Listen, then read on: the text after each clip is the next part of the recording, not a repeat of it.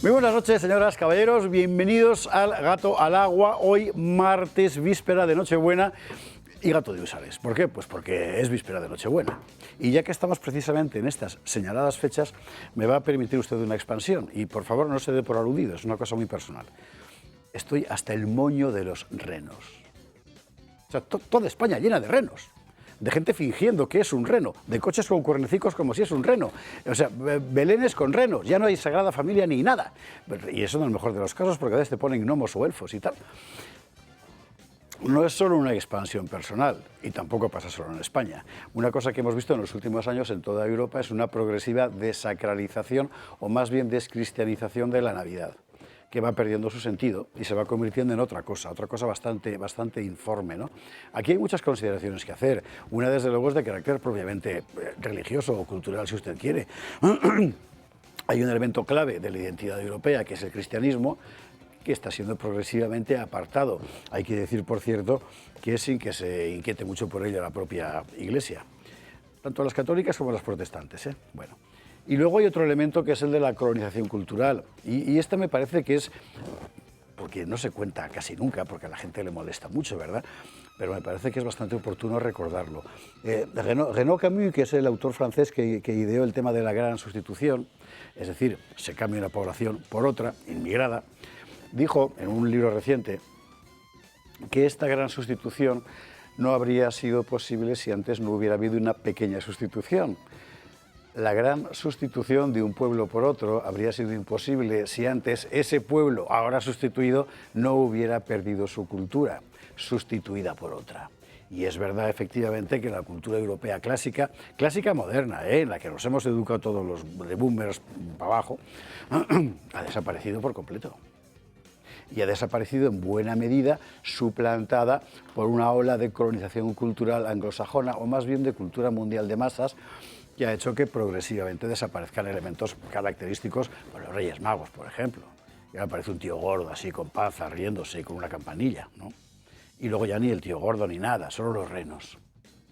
Este asunto es muy importante y se le presta poca atención porque, bueno, en el ámbito de la gente más conservadora, al fin y al cabo, los americanos son amigos, tampoco, pero mire, no, es cipallismo cultural. Es un poco lo que Nietzsche llamaba la cretinización anglomecanicista del mundo. Bueno, pues esto es un ejemplo. Ejemplo, Isabel Díaz Ayuso. Con todo el cariño lo digo. El otro día, comentando las elecciones extremeñas, decía: Pedro Sánchez es lo que en Madrid llamamos un loser. Hombre, en Madrid, pues no sé, el loser de lavapiés. Claro, es absurdo. Esto es las Zarzuelas diciendo el loser. Una morena y una rubia y un loser. ¿De verdad? ¿Dónde estamos? Estamos en la pequeña sustitución. Estamos en la sustitución cultural, en la suplantación de la cultura tradicional sistemáticamente machacada por el poder, por cierto, en el último cuarto de siglo o más, medio siglo largo, ¿verdad? Y la incorporación de usos ajenos. Usos que terminan haciendo que todos vivamos en América, como en la fantástica canción de Rammstein. Y es un poco así. Y fruto de esto, los renos. Mira, el reno es un animal maravilloso, es muy bonito. Hombre, no tiene la belleza de un corzo, tampoco el sabor de su carne. Muy inteligente tampoco es, que quiere usted que le diga. Los lapones comen renos. Y es costumbre, por cierto, en las familias laponas, que cuando cazas un reno, se le reserva al padre de familia la médula. El resto se lo comen los demás, pero al padre de familia la médula. Además, cuanto menos echa, mejor. Son sus gustos, que parecen ingleses. Bueno, la médula del reno. La médula del reno es todo lo que hemos perdido. La médula de nuestra cultura es lo que pretenden que olvidemos. Primero, los aspectos más populares elementales, los villancicos y eso. Después, el propio sentido de la Navidad. Finalmente, nos van a quitar hasta los renos. No, y no. Sencillamente no. Es un elemento más de colonización cultural. Es una pequeña sustitución tan seria, tan grave, tan preocupante como esa otra gran sustitución de nuestros pueblos por otros ajenos para que el poder tenga una masa más domesticable. Pues mire, aquí nosotros somos absolutamente selváticos, asilvestrados, salvajes. Mire, como los renos. Gato prenavideño, gato de Húsares. Y como siempre en la cantina, que estamos con los polvorones, los roscones, con todo absolutamente, de lo de beber no digo nada porque luego nos quitan en el horario infantil, la cantina llena, la cantina con platos sabrosísimos, estos, menú. La Navidad, nuevo frente de la batalla cultural, lo vamos a considerar así y me parece que la palabra batalla se queda corta, porque, oiga, nos estamos jugando quiénes somos, ¿eh? Es así de simple. Y así de tremendo. Nos estamos jugando quiénes somos. Nosotros vamos a hablar ahora de la Navidad, de la destrucción de la Navidad y de cómo mantenerla, por supuesto, porque ahora mismo se ha convertido en una instancia de resistencia. Como no dejamos de estar donde estamos, es decir, en la semana esta terrorífica de la vida política, hoy vamos a hablar un poco de corrupción. A propósito, digamos, de lo penúltimo que es el asunto este del Centro Nacional de Investigaciones Oncológicas. Oiga, que han robado hasta el dinero para combatir el cáncer. Es que no se puede ser más malo. Recordaba esta mañana Luis del Pino que en tiempos de Felipe robaron el dinero de los huérfanos de la Guardia Civil. Pues esto es un poco lo mismo. Lo interesante del asunto es que en época de Felipe al menos tuvieron la vergüenza torera de hacer como que se indignaban, ahora no.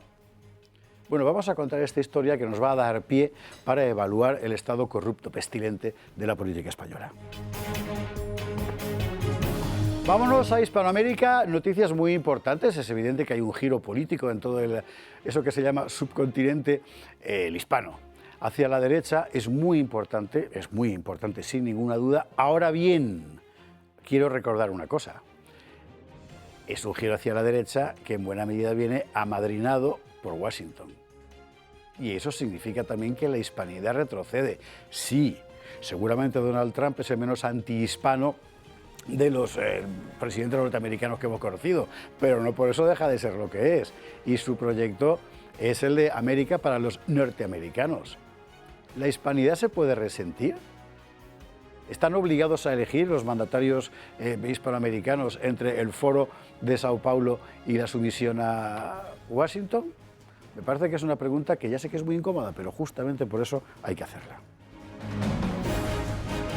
Y luego, entre otras cosas, hablaremos de cómo está de verdad la guerra de Ucrania y de lo que aquí puede salir. Usted ya sabe que en la burbuja narrativa eurocéntrica, aquí se trata de que todos pongamos un montón de dinero y, si es posible, en las vidas de nuestros hijos para que Zelensky siga en el poder, porque si no, Putin nos va a devorar a todos. Bueno, esto es un relato. ¿La realidad cuál es? Sobre el campo de batalla y en la mesa de los diplomáticos. Porque nadie nos está contando nada. Publicaba esta semana Alessia Slisava un fantástico artículo en La Razón contando simplemente cómo están las cosas. La tendremos hoy aquí en el Gato, esta politóloga bielorrusa, que vendrá a contarnos lo que está pasando de verdad en todos los campos, tanto en el bélico como en el diplomático. ¿Y qué se puede esperar de aquí?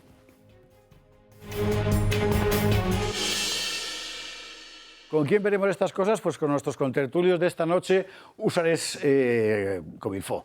Don Jesús García Conde, ¿cómo estás? Pues muy bien. Hoy hubiera sido el 89 cumpleaños de mi madre, 23 de diciembre, y es el cumpleaños, el 96 de la madre de Javier Santa Marta.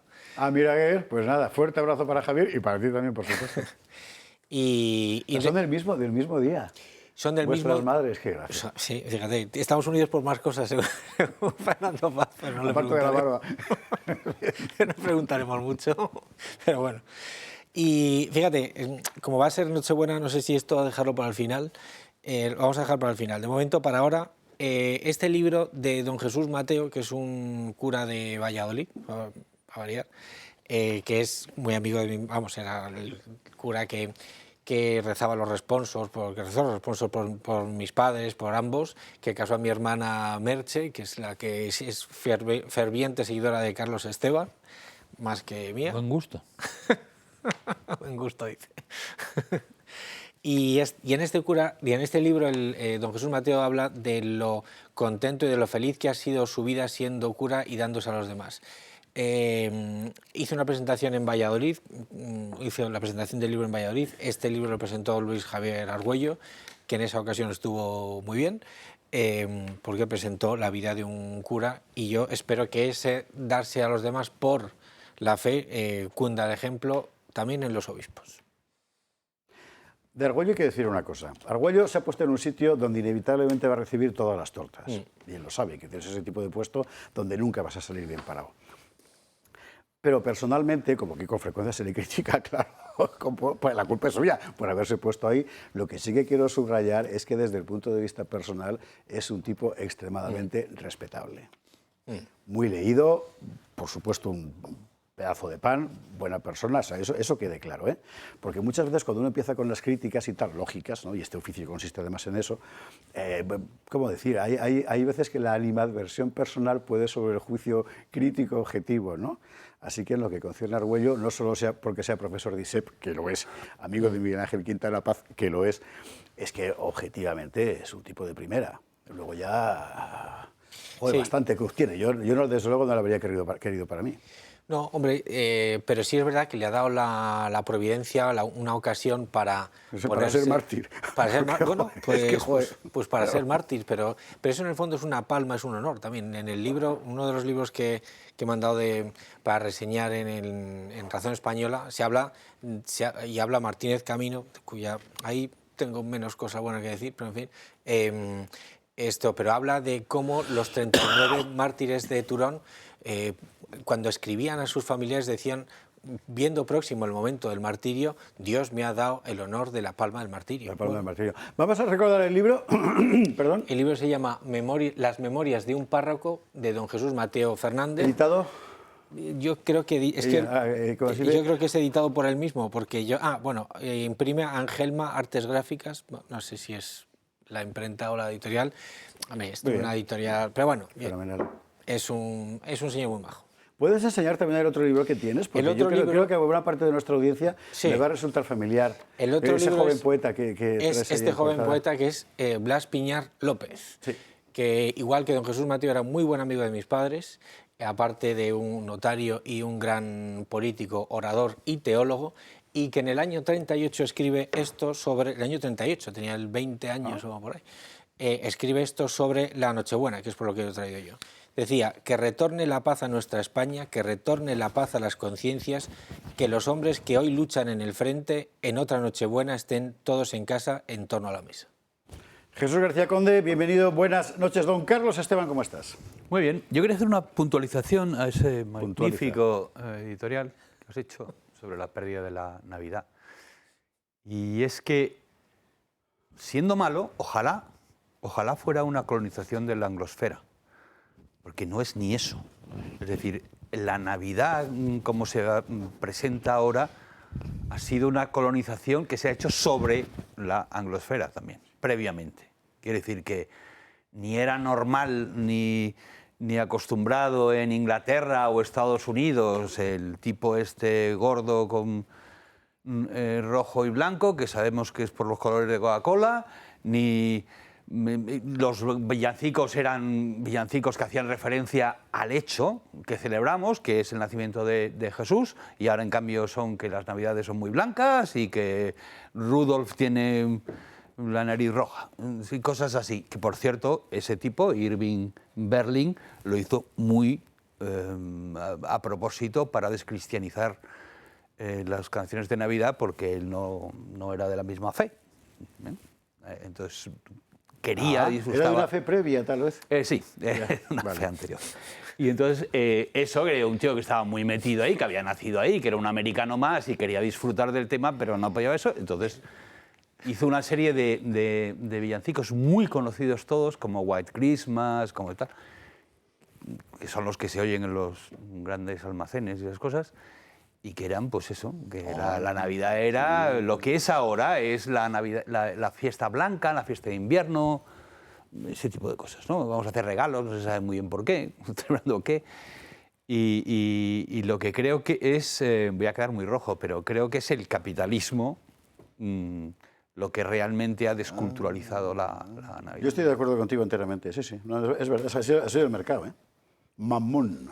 Sí. Decía, no le he llamado eso a Carlos, lo he entendido usted mal. O sea, es evangélico. Es evangélico. No se puede servir a dos señores y aquí se traduce ahora entre el Dios y el dinero, y en realidad decir Dios o mamón.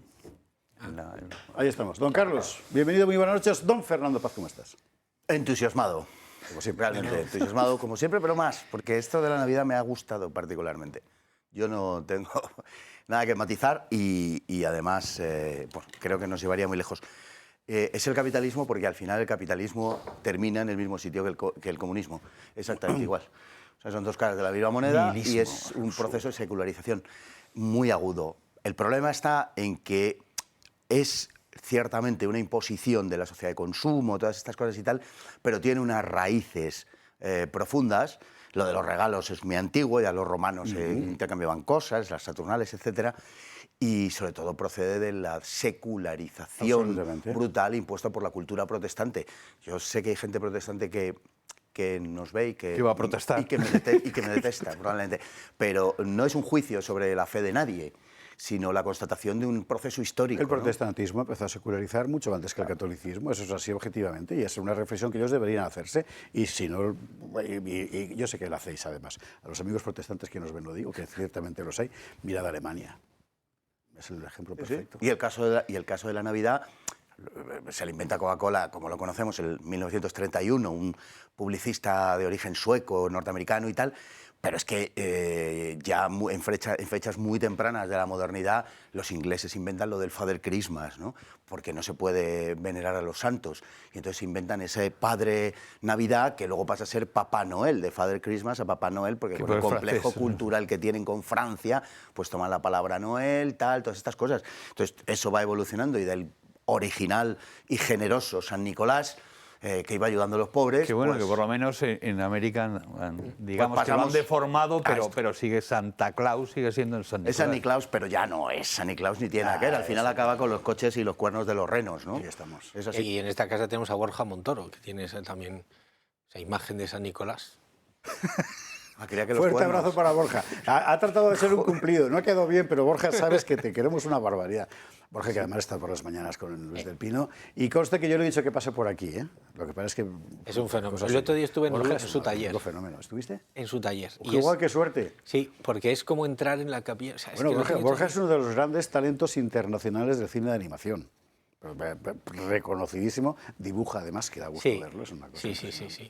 Pero aparte Creía que ahora todo... le ibas a llamar masón o algo. Como No. Yo entré en su taller ahí a escondidas, después de lo anterior. No, porque tiene una mesa. Es una de esas compañías que merece mucho la pena. Porque tiene el tío una mesa, una de cervezas, tiene tal. O sea, es una de esas compañías. Y, bueno, ¿con quién quieres pasar un día? Con Borja. Con Borja. Con Borja Montoro. Borja, fuerte abrazo. 2 notas a pie de página. Uno, lo del capitalismo que ha dicho Carlos Esteban. Me parece que es una crítica que hay que hacer. Hay que quitarse prejuicios de encima. En esta mesa dijo Antonio Miguel Carmona, fuerte abrazo, por cierto, que siempre que se habla de la crisis de la familia se le echa la culpa a la izquierda y tal. Bueno, pero en realidad en la destrucción de la familia tradicional que conocemos, el capitalismo ha sido mucho más eficaz. Eso es una frase de Chesterton que dice... Porque apartado... Claro, la destrucción de la familia no viene de Moscú, viene de Nueva York.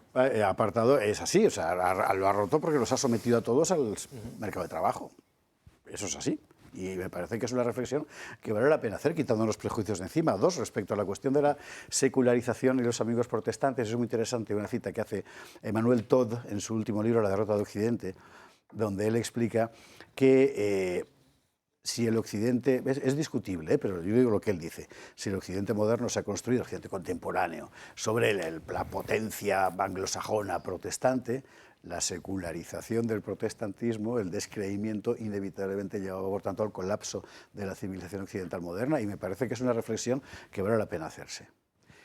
¿A pie de calle qué? Pues a pie de calle, mire... La gente, ¿sabe usted eso tan épico de que cuando te lo han quitado todo solo te queda la patria? Francia, el otro día, manifestación de agricultores contra Mercosur. Vamos a verlo, yo le voy contando lo que pasa. Cuando quiera, Serena, por favor.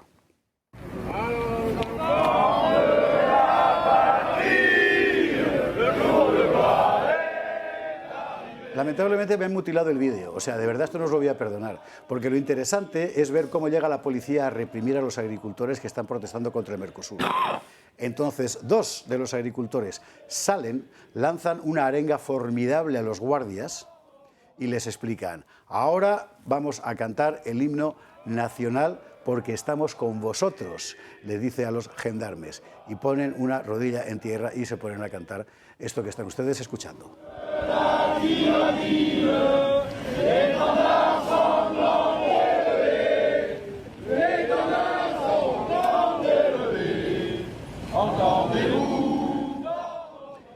Y no me volvéis a cortar un vídeo sin decírmelo.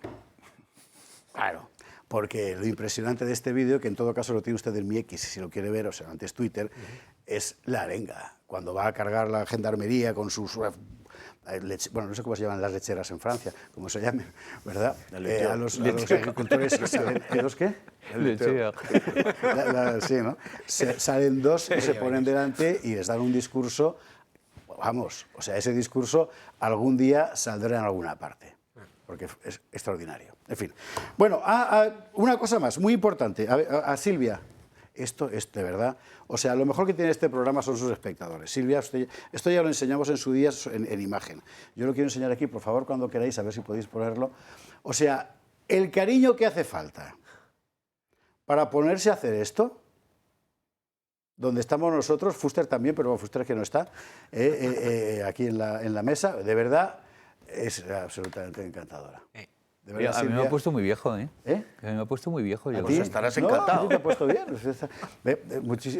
Aquí el único que sale joven es Fernando Paz. Sí, y señor. Silvia Lo sabrá cual por es qué. cierto, es un artista ¿no? del realismo.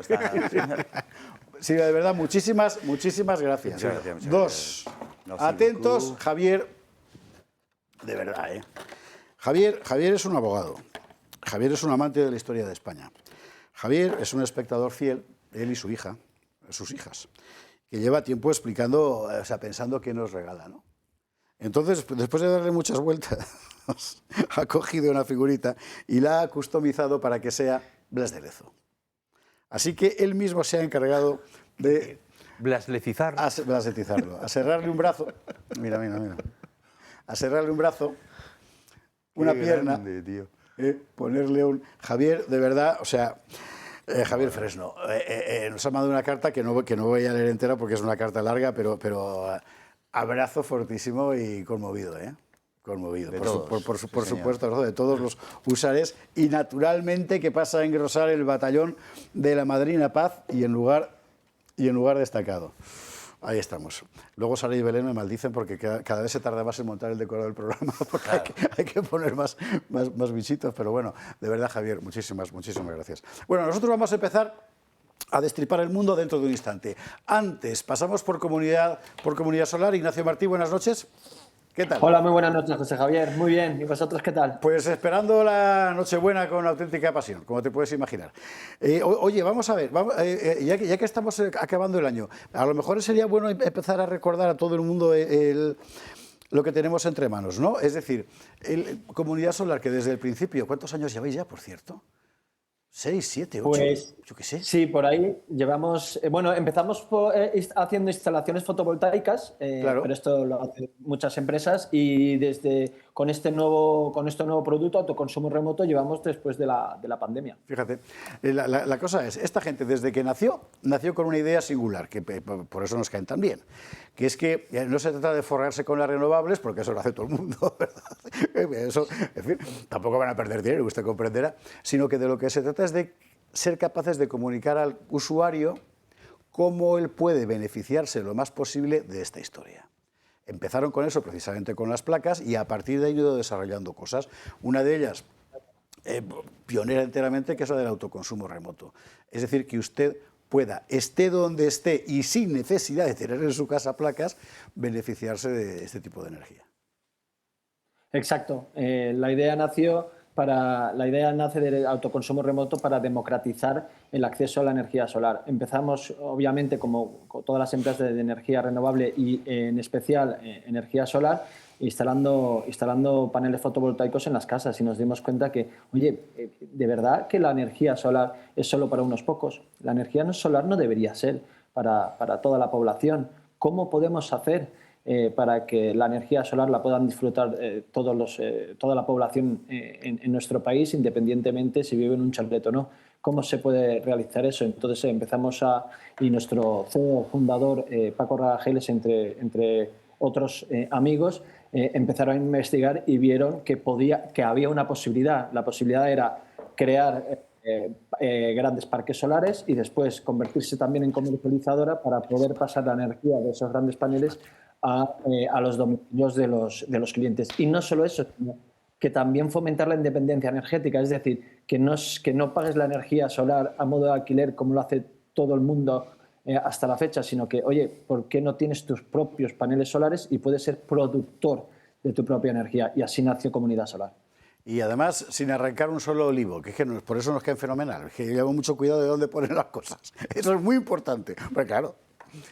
Esto es muy, muy importante. No solo sin talar ningún árbol, sino que también a la hora de hacer nuestros parques siempre estamos en comunicación constante con todas las asociaciones de agricultores de las zonas. Esto es importantísimo y muy relevante para nosotros, porque si ya que vamos a democratizar la energía solar, también vamos a no perjudicar a un sector que está sufriendo tanto como el agrario. Claro. Bien, a partir de aquí, sobre eso además, ellos tienen las baterías, con las baterías permiten que esa energía siga fluyendo y la cuestión clave, y con esto cerramos que se nos cierra la conexión, en realidad puede beneficiarse cualquiera, no depende tanto de sus capacidades técnicas como de su interés personal, cosa que vosotros evaluáis. Exacto, esto es un producto que es para... ahorrar dinero en energía a largo plazo. Y puede ser cualquier persona. Tú compras las placas, las tienes a distancia, aunque te mudes, la energía va contigo y cualquier persona se puede beneficiar de este producto, que al final no deja de ser un producto de inversión para el ahorro. Así de claro. Ignacio Martí, muchísimas gracias por estar esta noche con nosotros aquí. ¡Feliz Navidad! ¡Feliz Navidad! Nos vemos... Feliz Navidad con Belén y Reyes Magos. Exactamente. Feliz Navidad con Belén y Reyes Magos. Fuerte abrazo. Y mire, yo le aconsejo que llamen directamente. Llamen al 980-2812 y pregúntenlo abiertamente porque, insisto, están especializados desde el principio en atender casuísticas personales. Y conozco casos de gente que ha llamado y les han dicho, mira, pues con lo que tienes es que no te vas a ir a cuenta. No es lo más común, ¿eh? Generalmente sale a cuenta y amortizas, insisto, llamen 980-2812. Vámonos a la publicidad. A la vuelta, después de la pausa, nos ponemos a destripar la cuestión de la Navidad y otras muchas del mayor interés. Hasta ahora mismo.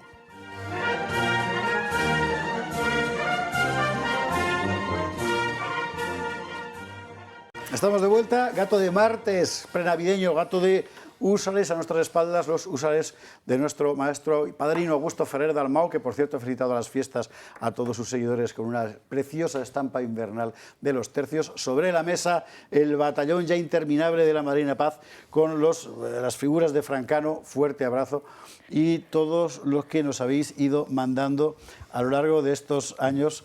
Los fidelísimos seguidores de Gato. Eso es una maravilla. El último Blas de Lezo de Javier Fresno. Abrazo fuerte para todos. Bueno, la cosa de la Navidad. La cosa de la Navidad. ¿He dicho la Madrina Paz? Si no, luego me lo recrimina. No, sí. Que si madrina estamos de madrina. Hablando de recriminar, yo quiero un mensaje muy cortito. Venga. No, es que deshacer un entuerto, porque hace unas semanas me dedicó un libro, me entregó dedicado un libro suyo, José Antonio Solans Bascuas, que se llama La cara de la moneda, sobre las glorias... sí, señor, un libro interesantísimo. Exactamente, sí. Entonces lo quería agradecer personalmente, pero no he conseguido dar con él ninguna red social ni nada, entonces quiero hacerlo desde aquí. Un libro interesantísimo desde mi punto de vista, con una portada mejorable, porque creo que no expresa exactamente de lo que se trata. De lo que se trata no es de monedas. Sí. Es lo que cuando uno ve el libro, perdóname, es de formación profesional. Cuando uno ve la portada piensa que es un libro de numismática histórica, que es una disciplina fantástica, que le pregunten al general Fontella, que sabe una barbaridad de las cosas. Una barbaridad. No. La cara de la moneda es, frente a la cruz, lo bueno de la historia de España. Y muy bien contado, con muchos episodios muy interesantes, así que un libro francamente aconsejable, bueno, que recordamos, sí. Autor y título, Carlos Esteban, José Antonio Solans. La cara de la moneda. La cara de la moneda. Muy bien, lo de la Navidad. Y mire, aquí esto realmente no hace falta un vídeo preparatorio, porque todo el mundo tiene en la cabeza lo que está pasando. Lo que sí que le invito a ver es una cosa que han subido a YouTube, en realidad lo han hecho con inteligencia artificial, pero es tan bonito. ¿Usted se imagina una gigantesca cabalgata, porque es una cabalgata, en Nueva York, con escenas de la Natividad? Bueno, podemos verlas, ¿verdad? Es un vídeo que está circulando, a mí me lo ha mandado Simón Sajardo, fortísimo abrazo, Simón. Mire qué cosa.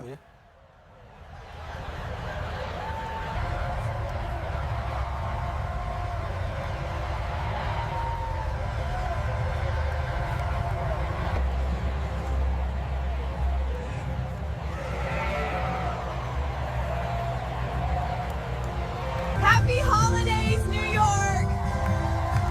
We are so happy to be here today.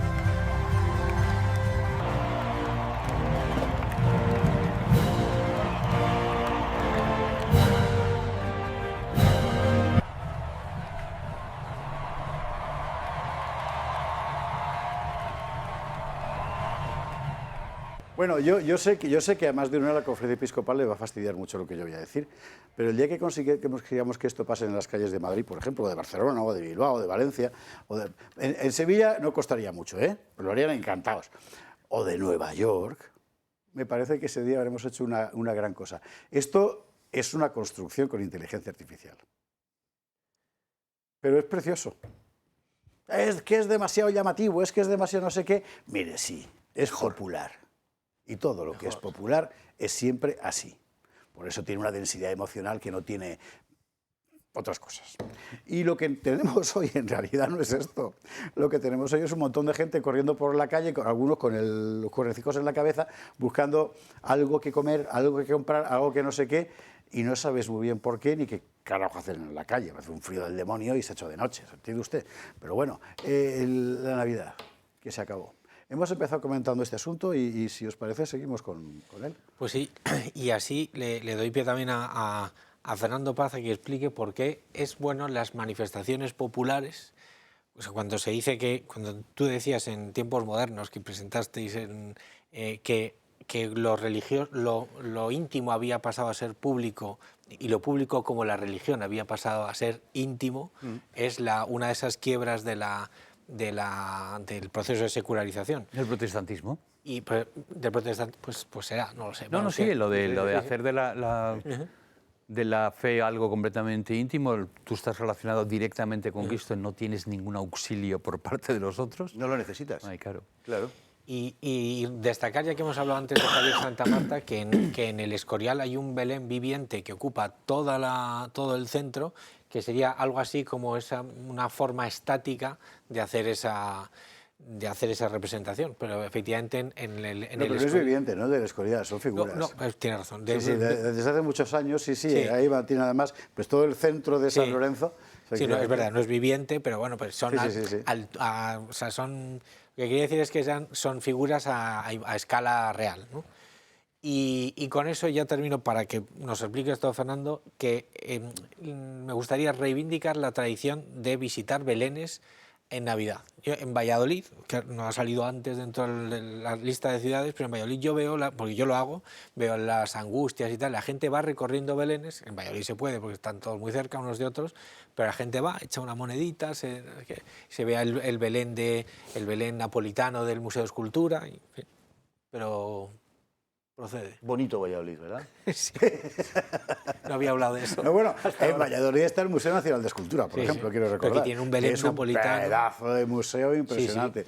Los belenes, como usted sabe, en fin, usted seguro que lo sabe, pero los más jóvenes igual, ¿no?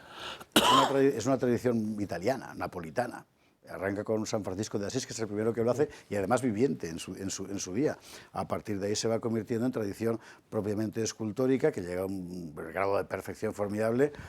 En Nápoles particularmente dicen que quien trae a España la costumbre es Carlos III, que venía de ser rey de Nápoles antes de hacerse con el trono cuando muere su hermano Fernando VI. Pero el primer Belén de España, y ya le adelanto a usted cuál va a ser mi felicitación de Navidad para todo el mundo este año, el primer Belén de nuestra historia es un Belén italiano que aparece por puro azar náutico en Palma de Mallorca a principios del siglo XVI. No, al revés. Sí, exactamente, porque es del 16. Es un Belén elaborado a finales del 15 en Italia y que está en la Iglesia de la Sangre en Palma de Mallorca. Allí se conserva. Lo ha tenido el gobierno de izquierdas oculto en Baleares muchísimo tiempo. Y ahora ya han acabado la restauración y ya se empieza a exhibir. Es una tradición propiamente nacional. Y en Madrid, por poner solo el ejemplo de Madrid, hay belenes, que están los grandes monasterios del siglo de oro, ¿no? Bueno, tenemos para centrar el tema, tenemos tres enemigos, ¿vale? Tres enemigos de la El Navidad. mundo, el demonio y la carne. Aparte. Que serían efectivamente la colonización cultural, otro sería el capitalismo, las necesidades del capitalismo, y un tercero muy importante que es la sustitución poblacional, porque hay entre ese elemento halógeno una parte muy importante pertenece a una religión especialmente combativa o especialmente tal, que no le gustan las manifestaciones externas de otras religiones. Por ejemplo, es la que ha conseguido que en muchas partes de Londres la gente, en un país que adora a los perros, no pueda llevar perros. Por ejemplo, ¿no? En determinados barrios, porque no está prohibido por la Sharia y tal. Y en el caso de la Navidad, lo que estamos viendo es que, por ejemplo, en Alemania, donde la costumbre de los mercadillos navideños, pues digamos que alcanza unas cotas de seguimiento y de perfección muy germánica, pues lo están destruyendo unos porque hay atentados constantemente o atentados fallidos o atentados frustrados por la policía y tal, pero claro, ya te ponen volardos, te registran el bolso para entrar y tal, ya no tiene esa espontaneidad del clásico mercadillo navideño alemán, aparte de los que han dicho, mira, no nos compensa, el gasto de seguridad es demasiado grande, este año no lo hacemos. Claro, esas cesiones una a una, y luego tenemos, se va a decir una cosa fundamental, la secularización, o sea, el odio al cristianismo interno, que es, por ejemplo, en lo que en Inglaterra se está viviendo, pues los que dicen, no, pues sería mejor, es que claro, la presentación de la Navidad es muy eurocéntrica o muy... ese tipo de cosas que es mejor para no ofender al otro, ya te pones la venda antes de la herida. Eso es muy importante, que es decir, los esfuerzos que ha hecho...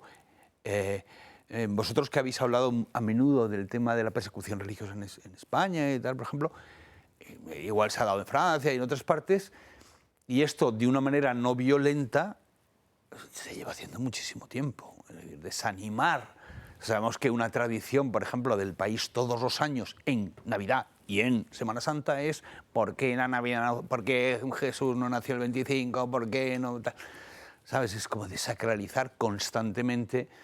Y bueno, pues al final la gota malaya pues acaba consiguiendo efecto, ¿no? Carlos ha escrito, no sé si ha publicado, pero sí ha escrito un magnífico artículo sobre las charos. Sí, lo ha publicado. Está publicado, es que a mí me lo ha mandado en bruto, valga la expresión, y sin que sea peyorativo. Que es fantástico el artículo. Charos con placa, ¿no? Charos con placa, efectivamente. Y se me acaba de ocurrir por lo que has dicho que la charía es el prólogo de la sharia. Exacto. O sea, pierde su fuerza fonética, pero refuerza el odio interno contra la civilización en la que nace, ¿no?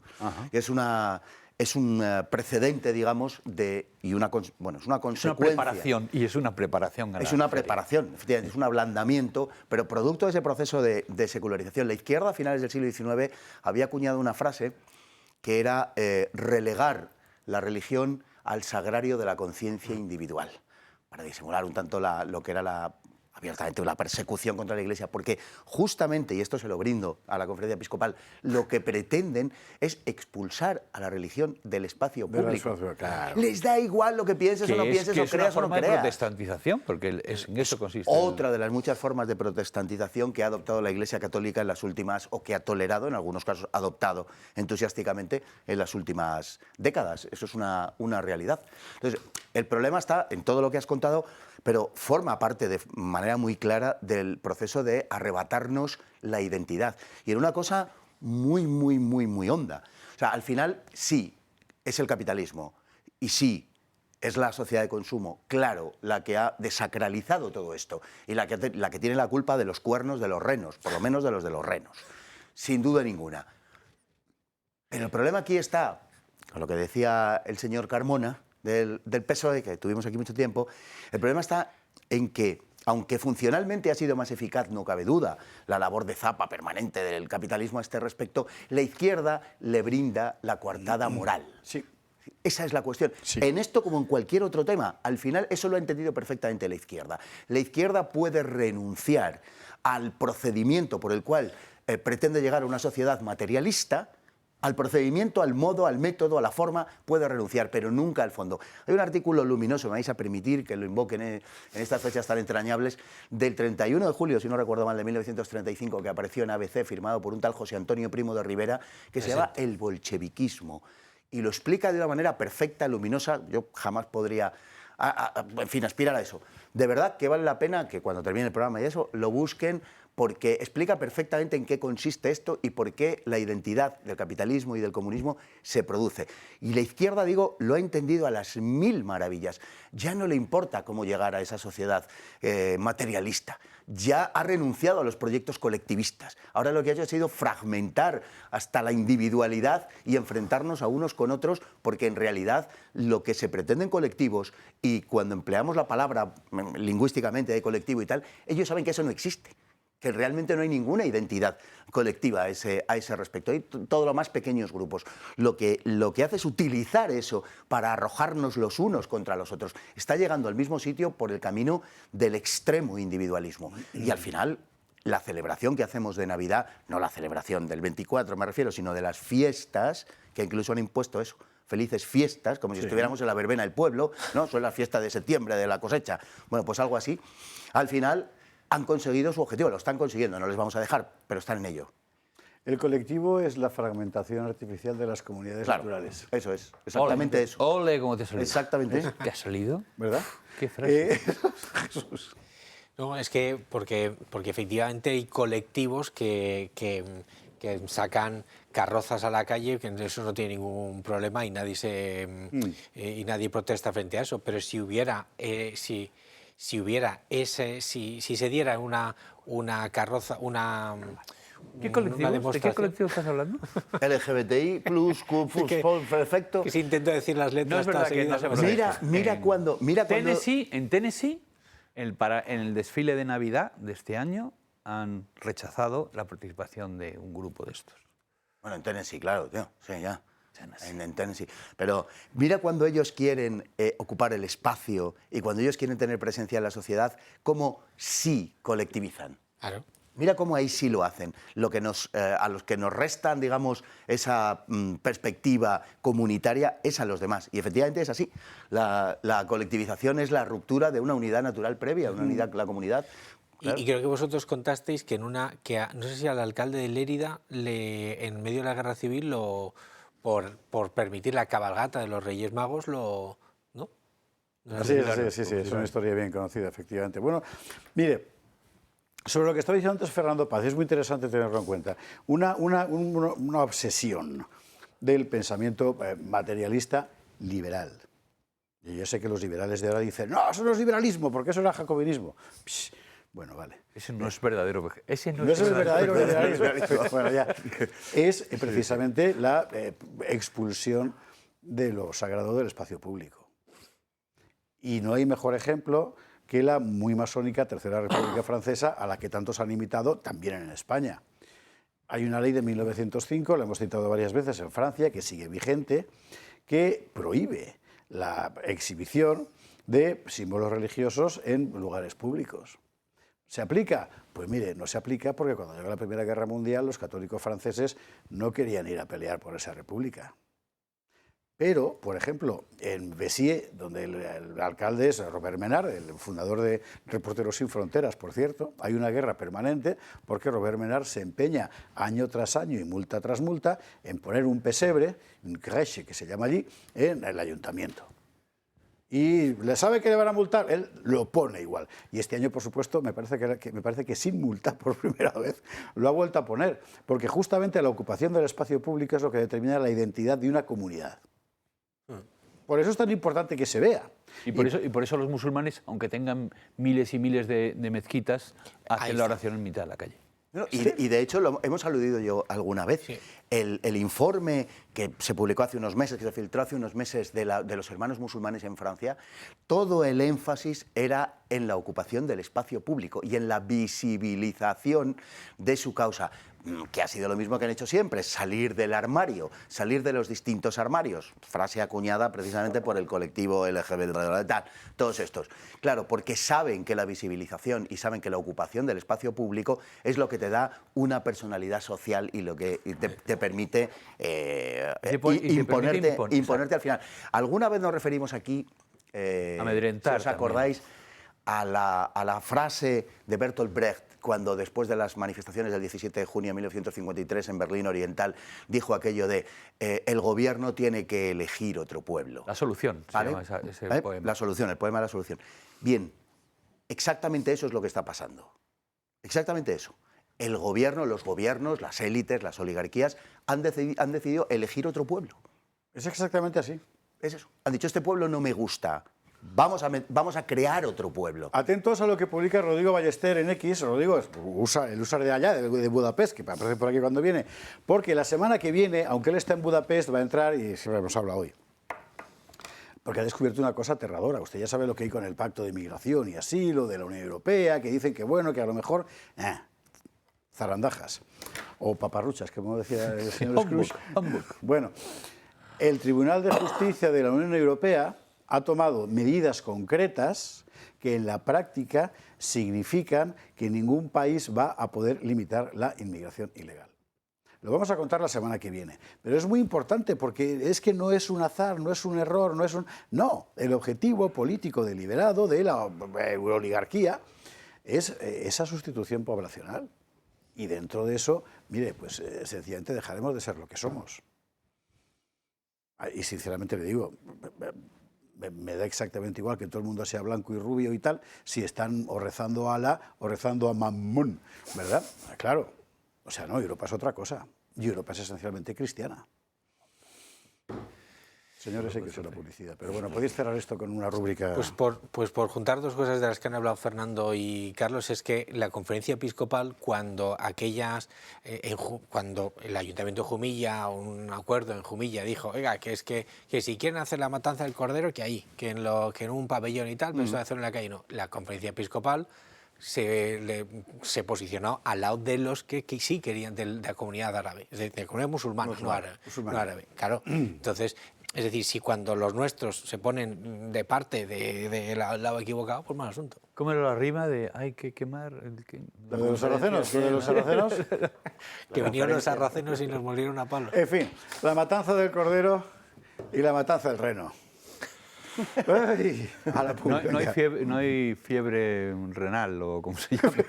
Sí. De reno. Señores, antes de la publicidad, cosa importantísima que no quiero dejar de contarles, porque además esto sí que es comida de verdad, o sea, lo de Montes de Galicia.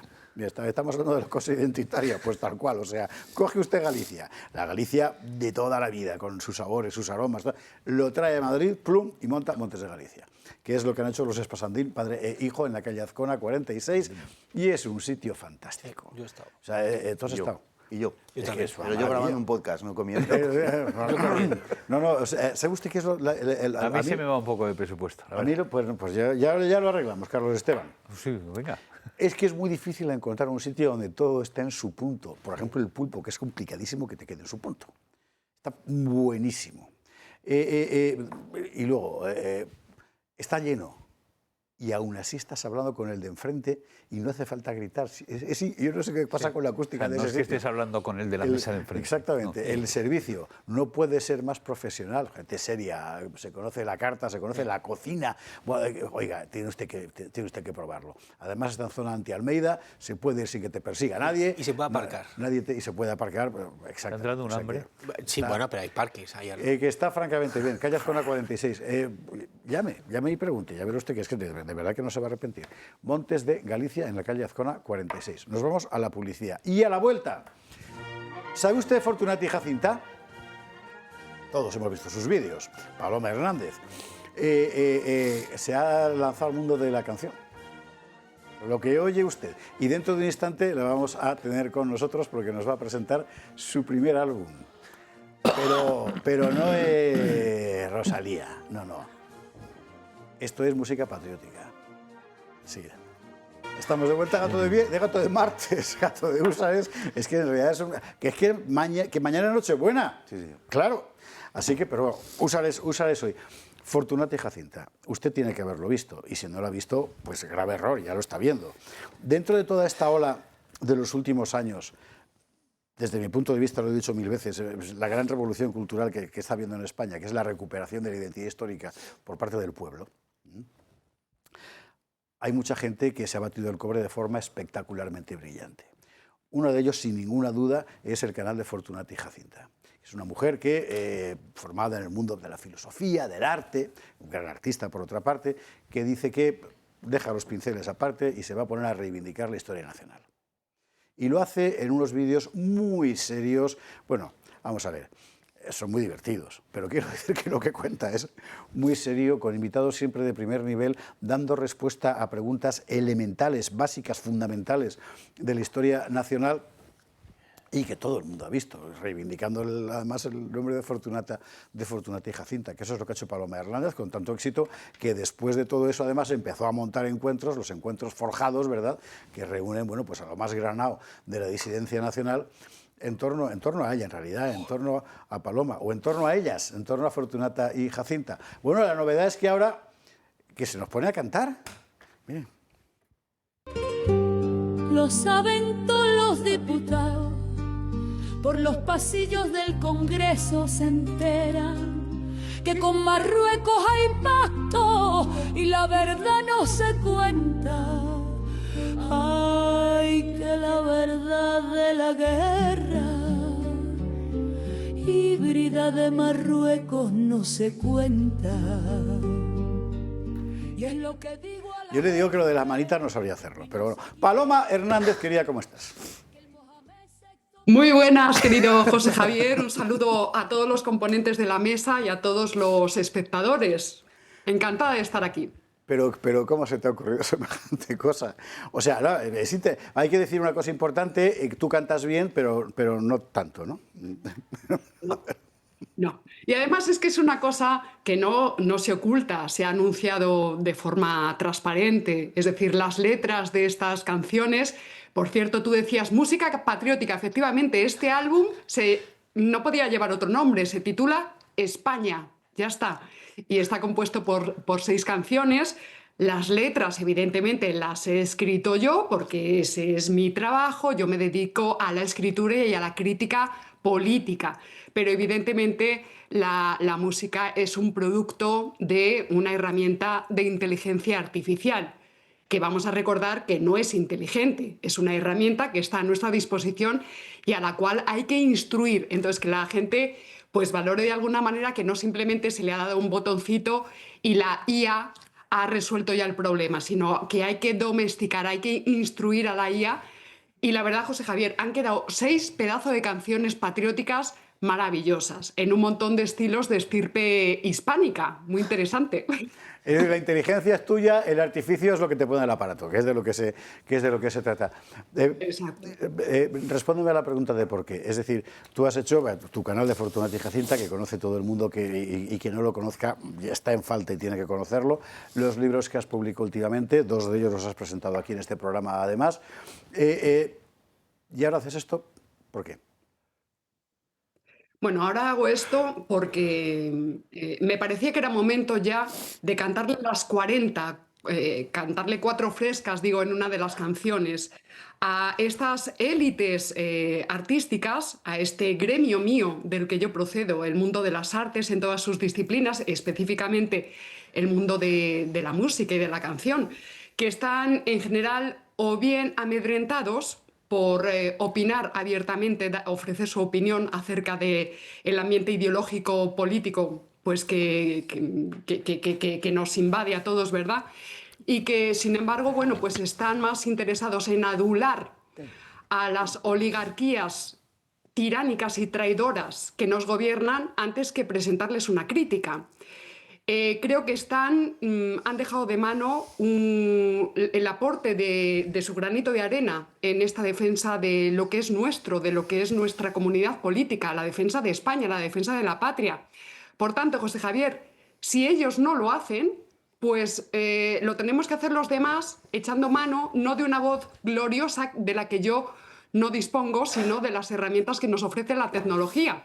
Es una sátira política y es una llamada de atención a nuestros compatriotas dedicados al mundo de la música para que se pongan las pilas y que aporten su granito de arena. Porque lo que está ocurriendo nos afecta a todos, absolutamente a todos. Entonces, a mí me gustaría que se entendiera esto. Yo no he pretendido presentarme, como tú decías, efectivamente, como una nueva Rosalía. No, evidentemente esto es una sátira.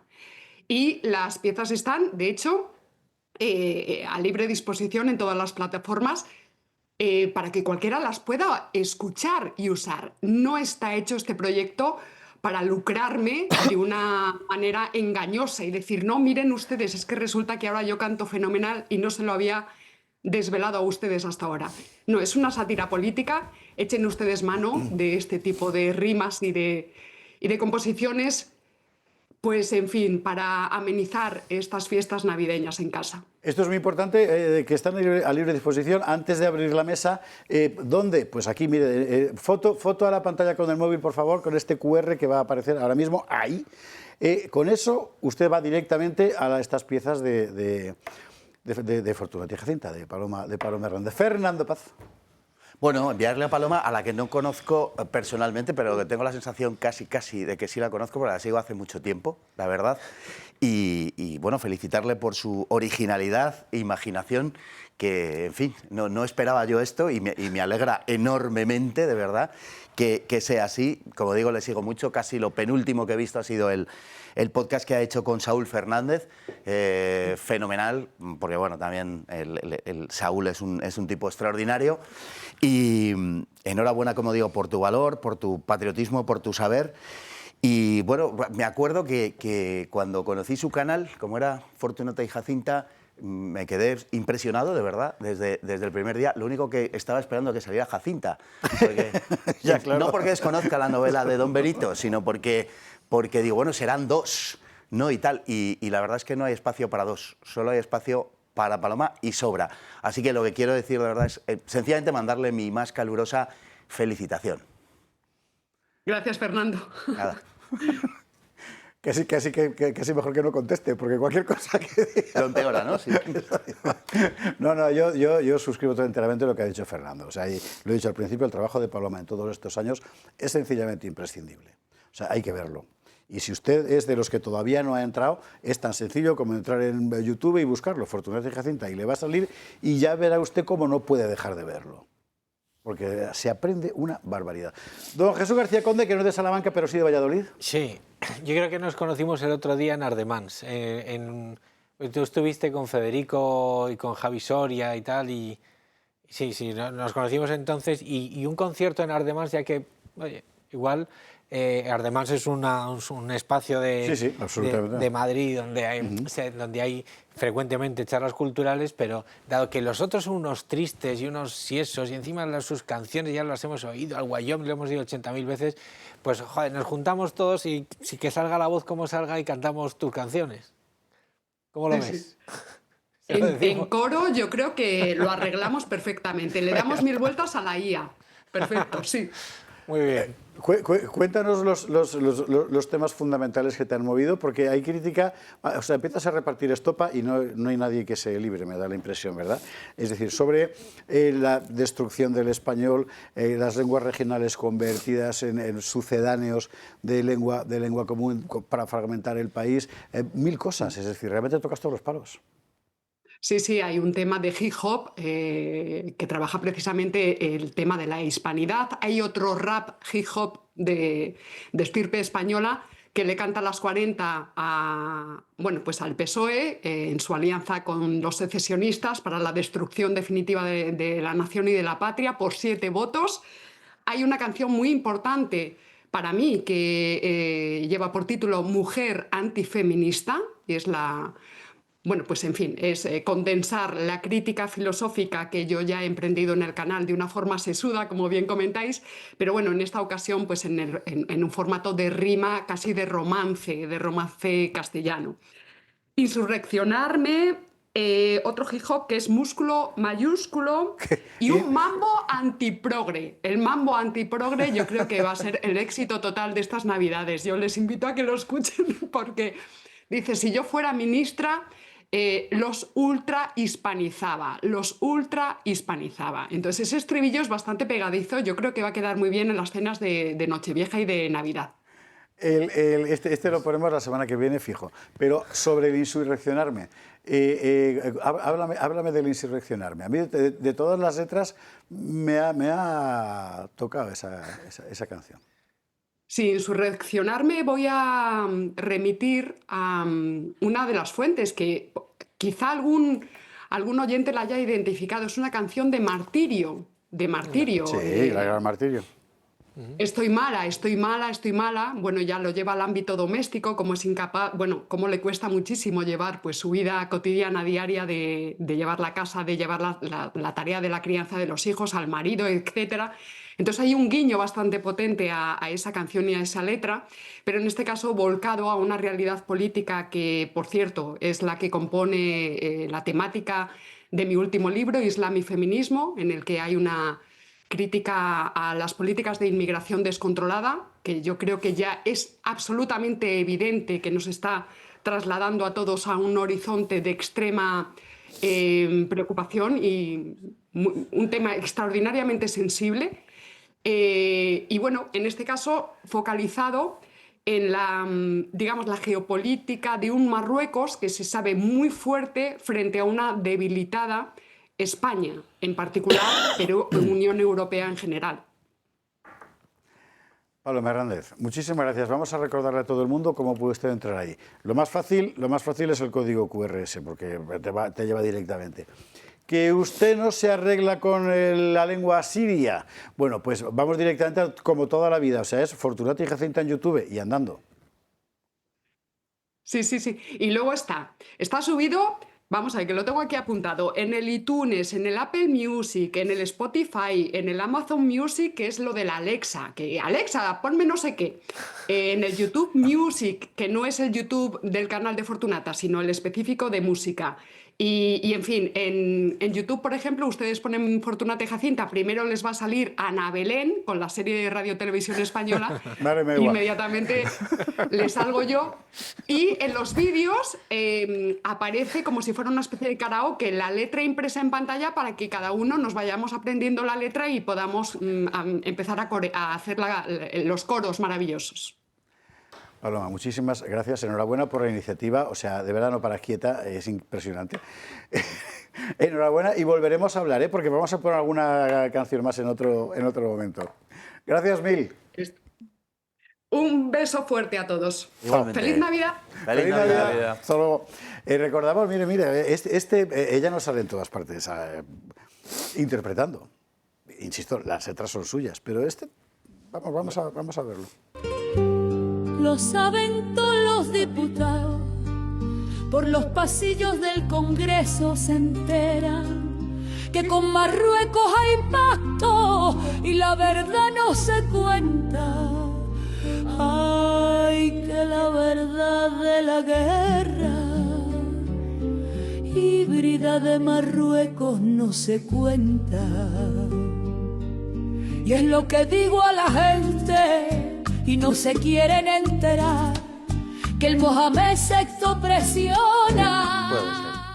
¿Y tendrá paso doble? Bueno, de todo en esto que ha hecho Fortunata y Jacinta, Paloma Hernández, que vale la pena seguirlo. Además, ella lo ha dicho, es decir, esto no lo ha hecho para ganar dinero, es para que todo el mundo lo vea, para que todo el mundo lo escuche, porque lo que ella hace esencialmente es una obra de difusión. Dentro del frente de la batalla cultural, Paloma Hernández es absolutamente imprescindible, simplemente.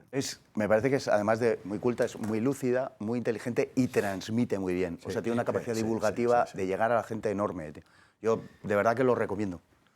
Bueno, dentro de los males que afligen a España, innumerables, La corrupción, claro.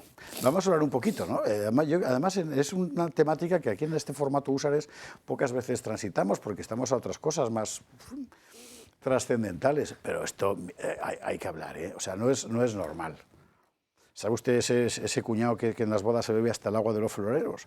Bueno, esta gente lo roba todo, hasta el dinero del cáncer. O sea, es increíble. No hay por dónde cogerlos. Lo último... nos da pie todo lo demás. Mónica Fuster nos lo contaba, la última intervención policial en el Centro Nacional de Investigaciones Oncológicas, haciendo un registro. Decían los cachondos del Ministerio de... No ha sido un registro porque les hemos abierto la puerta. No, ya, efectivamente. ¡Ay, de verdad! Es una auténtica vergüenza. Mónica. Nuevo golpe policial a un organismo público mordido por el sanchismo. La policía entra en las instalaciones del Centro Nacional de Investigaciones Oncológicas tras meses de escándalos. La primera denuncia fue en 2018, cuando Ana Hernández, investigadora del centro, se dio cuenta de que había varias adjudicaciones repetidas. Buscó apoyo y casi nadie se lo dio. Me he sentido totalmente impotente, ni siquiera me dieron protección. Me presenté en 4 partidos políticos, yo puedo decirlo. Yo fui a los 2 de gobierno, al PSOE y a Podemos, y que estaban entonces cuando yo saqué todo esto. Fui a PP, a Vox, y fue Vox el que puso una querella. Ha sido muy duro para mí y para mi familia. Pero bueno, uno en esta vida tiene que decidir qué es lo que hace, y para mí los principios pesan más que el miedo. Fue en verano cuando un alto cargo del centro denunció a través de centenares de documentos una presunta corruptela de 25 millones de euros destinados a luchar contra el cáncer. Llegaron 2 cartas al Ministerio de Ciencia que alertaban de esta situación, pero fueron ignoradas. Los denunciantes, que eran el director de operaciones y la directora de cumplimiento normativo, detectaron irregularidades como contratos de servicios que nunca se prestaron, facturas por trabajos inexistentes, precios inflados hasta un 400% y la falta total de control interno desde finales de los años 90. Sus cálculos les salieron caros, fueron despedidos y no tuvieron la protección del ministerio. Las cifras que denunciaban eran de decenas de millones de euros protegidos por una red clientelar interna en torno a Juan Arroyo, un gerente histórico. Sin embargo, las demandas fueron recibidas e ignoradas por el número 2 de la ministra Morant. No es el primer escándalo en el Centro Nacional de Investigaciones Oncológicas. Ya en 2020 Vox presentó una querella contra Arroyo por un presunto fraude en la adjudicación de contratos con la empresa Geosol. Sin embargo, la causa fue archivada por falta de pruebas. Estas negociaciones cubrían las espaldas de los directores María Blasco y Juan Arroyo, que terminaron por ser destituidos de su cargo.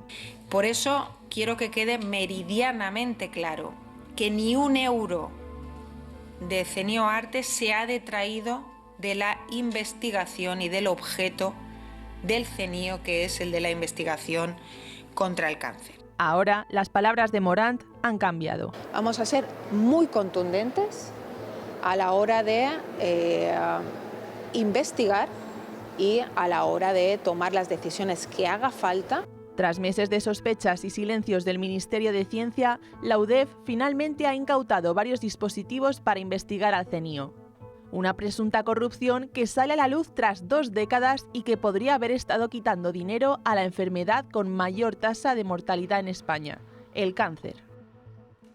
Hay que ser sinvergüenza. Hay que ser sinvergüenza. Y a esta tía la quieren presentar de candidata a la Generalidad Valenciana. Esta es la que se dedicaba a gritarle a Amazon y todas esas cosas, ¿no? Asesino y no sé qué. Ah, por favor. Bueno, el candidato a la comunidad extremeña tampoco tampoco ha estado mal. Ya, pues ahí está la cosa. Oiga, por favor, hombre, un poco de decencia, joder. Es que, vamos a ver, aquí hay un problema moral de fondo, ¿no? O sea, no es normal. Algunos. Quiero decir que la gente, lo hemos dicho 1000 veces, pero es que es verdad, es que es lo nuevo de la situación, que los políticos lleguen y se corrompan, es la historia de la humanidad. Que llegues ya corrupto para empezar a robar, o sea, esto es lo nuevo, ¿no? Sí, es como un proceso de selección natural, pero al revés, solo acceden a la política, los golfos. O sea, esto de de robarle el dinero a la investigación contra el cáncer. O sea, yo ya, de verdad, ya no sé qué límite, seguro que lo alcanzan, pero es miserable, rastrero, despreciable, abyecto, indigno. Es que se acaban los adjetivos. No, tú o sea, no se puede ser más canalla, más bajo, más ruin. O sea, de verdad, ¿os acordáis de lo de Roldán? Claro. Lo de Roldán, que le robaba el dinero a los huérfanos de la Guardia Civil. A los huérfanos, o sea, a los niños cuyos padres habían sido asesinados por ETA en su inmensa mayoría. O sea, ¿es que cabe mayor monstruosidad de esta gente? Bueno, estos son los que luego movilizan a las mareas de no sé qué puñetero color, lo movilizan por el cribado de cáncer de mama no sé dónde, naturalmente en las comunidades en las que ellos no gobiernan. Estos son los que van de decentes, los que van de honestos, los que van de todas estas cosas. Joder, es que es increíble. Hay que recuperar los mimbres más elementales de la decencia. Joder, es que se han perdido. Coño, la investigación contra el cáncer. Es que se lo llevan todos, lo del agua de los florieros, joder.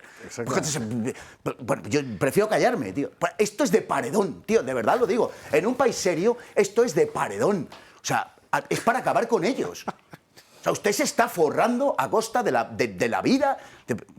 Basta, te voy a interrumpir, Carlos Esteban, enseguida. Ahora, yo creo que... vamos a ver, las pretensiones éticas de un partido como el Partido Socialista no me las voy a creer jamás, ¿vale? En primer lugar. Es decir, tú vas a robar siempre que puedas, ¿vale? Ya está. No, pero eso me estás acusando de tal, sin pruebas. No, no te estoy diciendo lo que yo creo que no lo puedo imponer, no te voy a llevar a los tribunales por eso y tal, pero lo que yo creo, estoy convencido. Tú me dices cuáles son tus presupuestos éticos reales, o mejor dicho, tus presupuestos ontológicos, y deduzco que tú no tienes ningún tipo de problema para tal, y vas a ir y tal. Y luego hay otro problema ahora, y es que el robo siempre se aumenta y se hace más rápido cuando el botín se está reduciendo. Claro. Hay menos que repartir, entonces o me doy prisa. Esto, por ejemplo, podríamos hacer alguna referencia a lo que está pasando en Ucrania, por ejemplo, pero no lo voy a hacer ahora en este momento. Vamos a hablar enseguida de ello con Alex. Pero el tema es un poco parecido, es queda poco tiempo o me doy prisa. Estos han llegado con una prisa loca. Yo me acuerdo, no sé dónde, si os oí a alguno de vosotros o a otro y tal, hablando de, no me acuerdo qué políticos estos que les han pillado con el carrito del helado, que empezó su trama como a los 8 días de entrar, una cosa así. O antes, bueno, si es que Santos Cerdán, eso ya venía con la trama montada, claro, ¿no? Es que es una cosa muy interesante. Claro, es decir, y pretende... Bueno, y estamos hablando de esto y te ha indignado muchísimo lo de la investigación del cáncer, pero vamos a ver que han jugado con nuestra salud. Que sí, en una pandemia. Que sí, claro. Sí, que se la han pasado por donde han querido y se han saltado toda la normativa legal y han decretado 2 estados de alarma que son falsos, han hecho de todo. Coño, y alguno hasta tiene alguna sauna a partir de la cual ha levantado su carrera política. Con la espada de Damocles sobre otros. Bueno, seguimos llamándole sauna porque queremos ser un poco... puticlubs y las saunas, joder. O sea, es que ya está bien, es que ¿en qué pozo hediondo hemos ido a parar? Lo digo en serio, esto es una cuestión ya de honestidad y decencia elemental. Pues Jesús. Bueno, Inés Saiz ponía un tuit con respecto a este asunto diciéndole que se acababa de despedir de un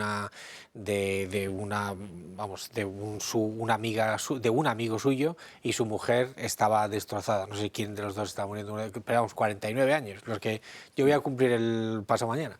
¿Quién lo diría? Ya ves. ¿Verdad? Pareces mucho mayor, Jesús. Sí, eso te iba a decir. Me parece a Javi Santa Marta, según él. Bueno. Pero bueno, bien, el caso es que... ¿Qué decía Inés? Decía que le dedicaba todas las lágrimas que había visto en él o en ella, ahora mismo no recuerdo, pero vamos, recuerdo la edad y la situación, a las personas que estaban sacando el dinero de aquí del Centro de Investigación contra el Cáncer. Pero es que hay una cuestión en cuanto a la moralidad del PSOE, que es que, aunque sepan esto, aunque sigan robando a los huérfanos de Guardia Civil, tal, es que nadie a su alrededor les dirá, mira, dejadlo todo, que gobiernen ellos, porque sí, pero hay una diferencia. Hay una diferencia. En la época de Roldán, que efectivamente hubo un ministro que dimitió. Sí.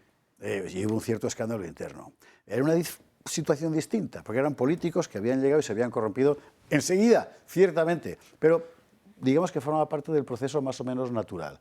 Hay gente que tiene mayor tendencia que otros, es verdad, y en este caso era así, pues por hambre o por lo que fuera, ¿no? Esta gente del Centro Nacional de Investigaciones Oncológicas lleva muchísimos años haciendo esto.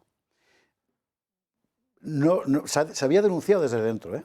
Sí, y los han tapado sistemáticamente. Y la señora, responsable fundamental del latrocinio, tiene una, como decir, legitimación ideológica superior porque forma parte del círculo neofeminista, etcétera, ¿no? Todo el mundo ha preferido mirar para otro lado, incluida la señora Morant. Claro. Vamos a ver. A lo mejor os parece un poco ingenuo. Sí. Yo es que soy así. ¿Qué se le va a hacer? Muy ingenuo. Pero a mí me parece que detrás de todo esto lo que hay es una falta de patriotismo absoluto. No, absoluto. O sea, cuando tú llegas al poder y ves el Estado, tu Estado, solo como una ampliación de tu terreno de caza, es que algo fallaba antes. Pero no es esto, José Javier, algo de lo que venimos hablando muchísimo, que no es una cosa que suceda en España, sino que hemos hablado muchísimo del fenómeno de que las élites, llámales élites, ya sé que nos gusta y tal, están cada vez más divorciadas de sus pueblos. Total. Es decir, que no se sienten en absoluto, es decir, no estoy fastidiando, ay, me duele y tal, porque estoy fastidiando a un hermano, pero bueno, me da igual porque soy... No, es que es un tipo que no tiene nada que ver conmigo, ¿vale?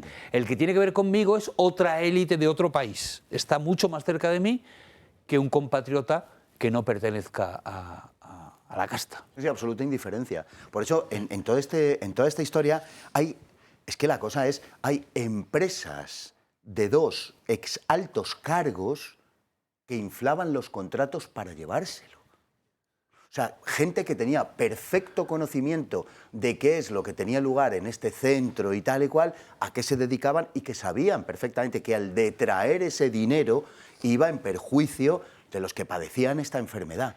O sea, y porque han estado ahí 2 exaltos cargos, repito, cuyas empresas han estado inflando los contratos para llevárselo. Claro, pero es acojonante. Cuando tú conviertes en político todo, ¿vale? Es decir, claro. Yo voy a poner al presidente de la Cruz Roja, vamos a poner, por ejemplo, ¿suena? Y tal, a un amiguete.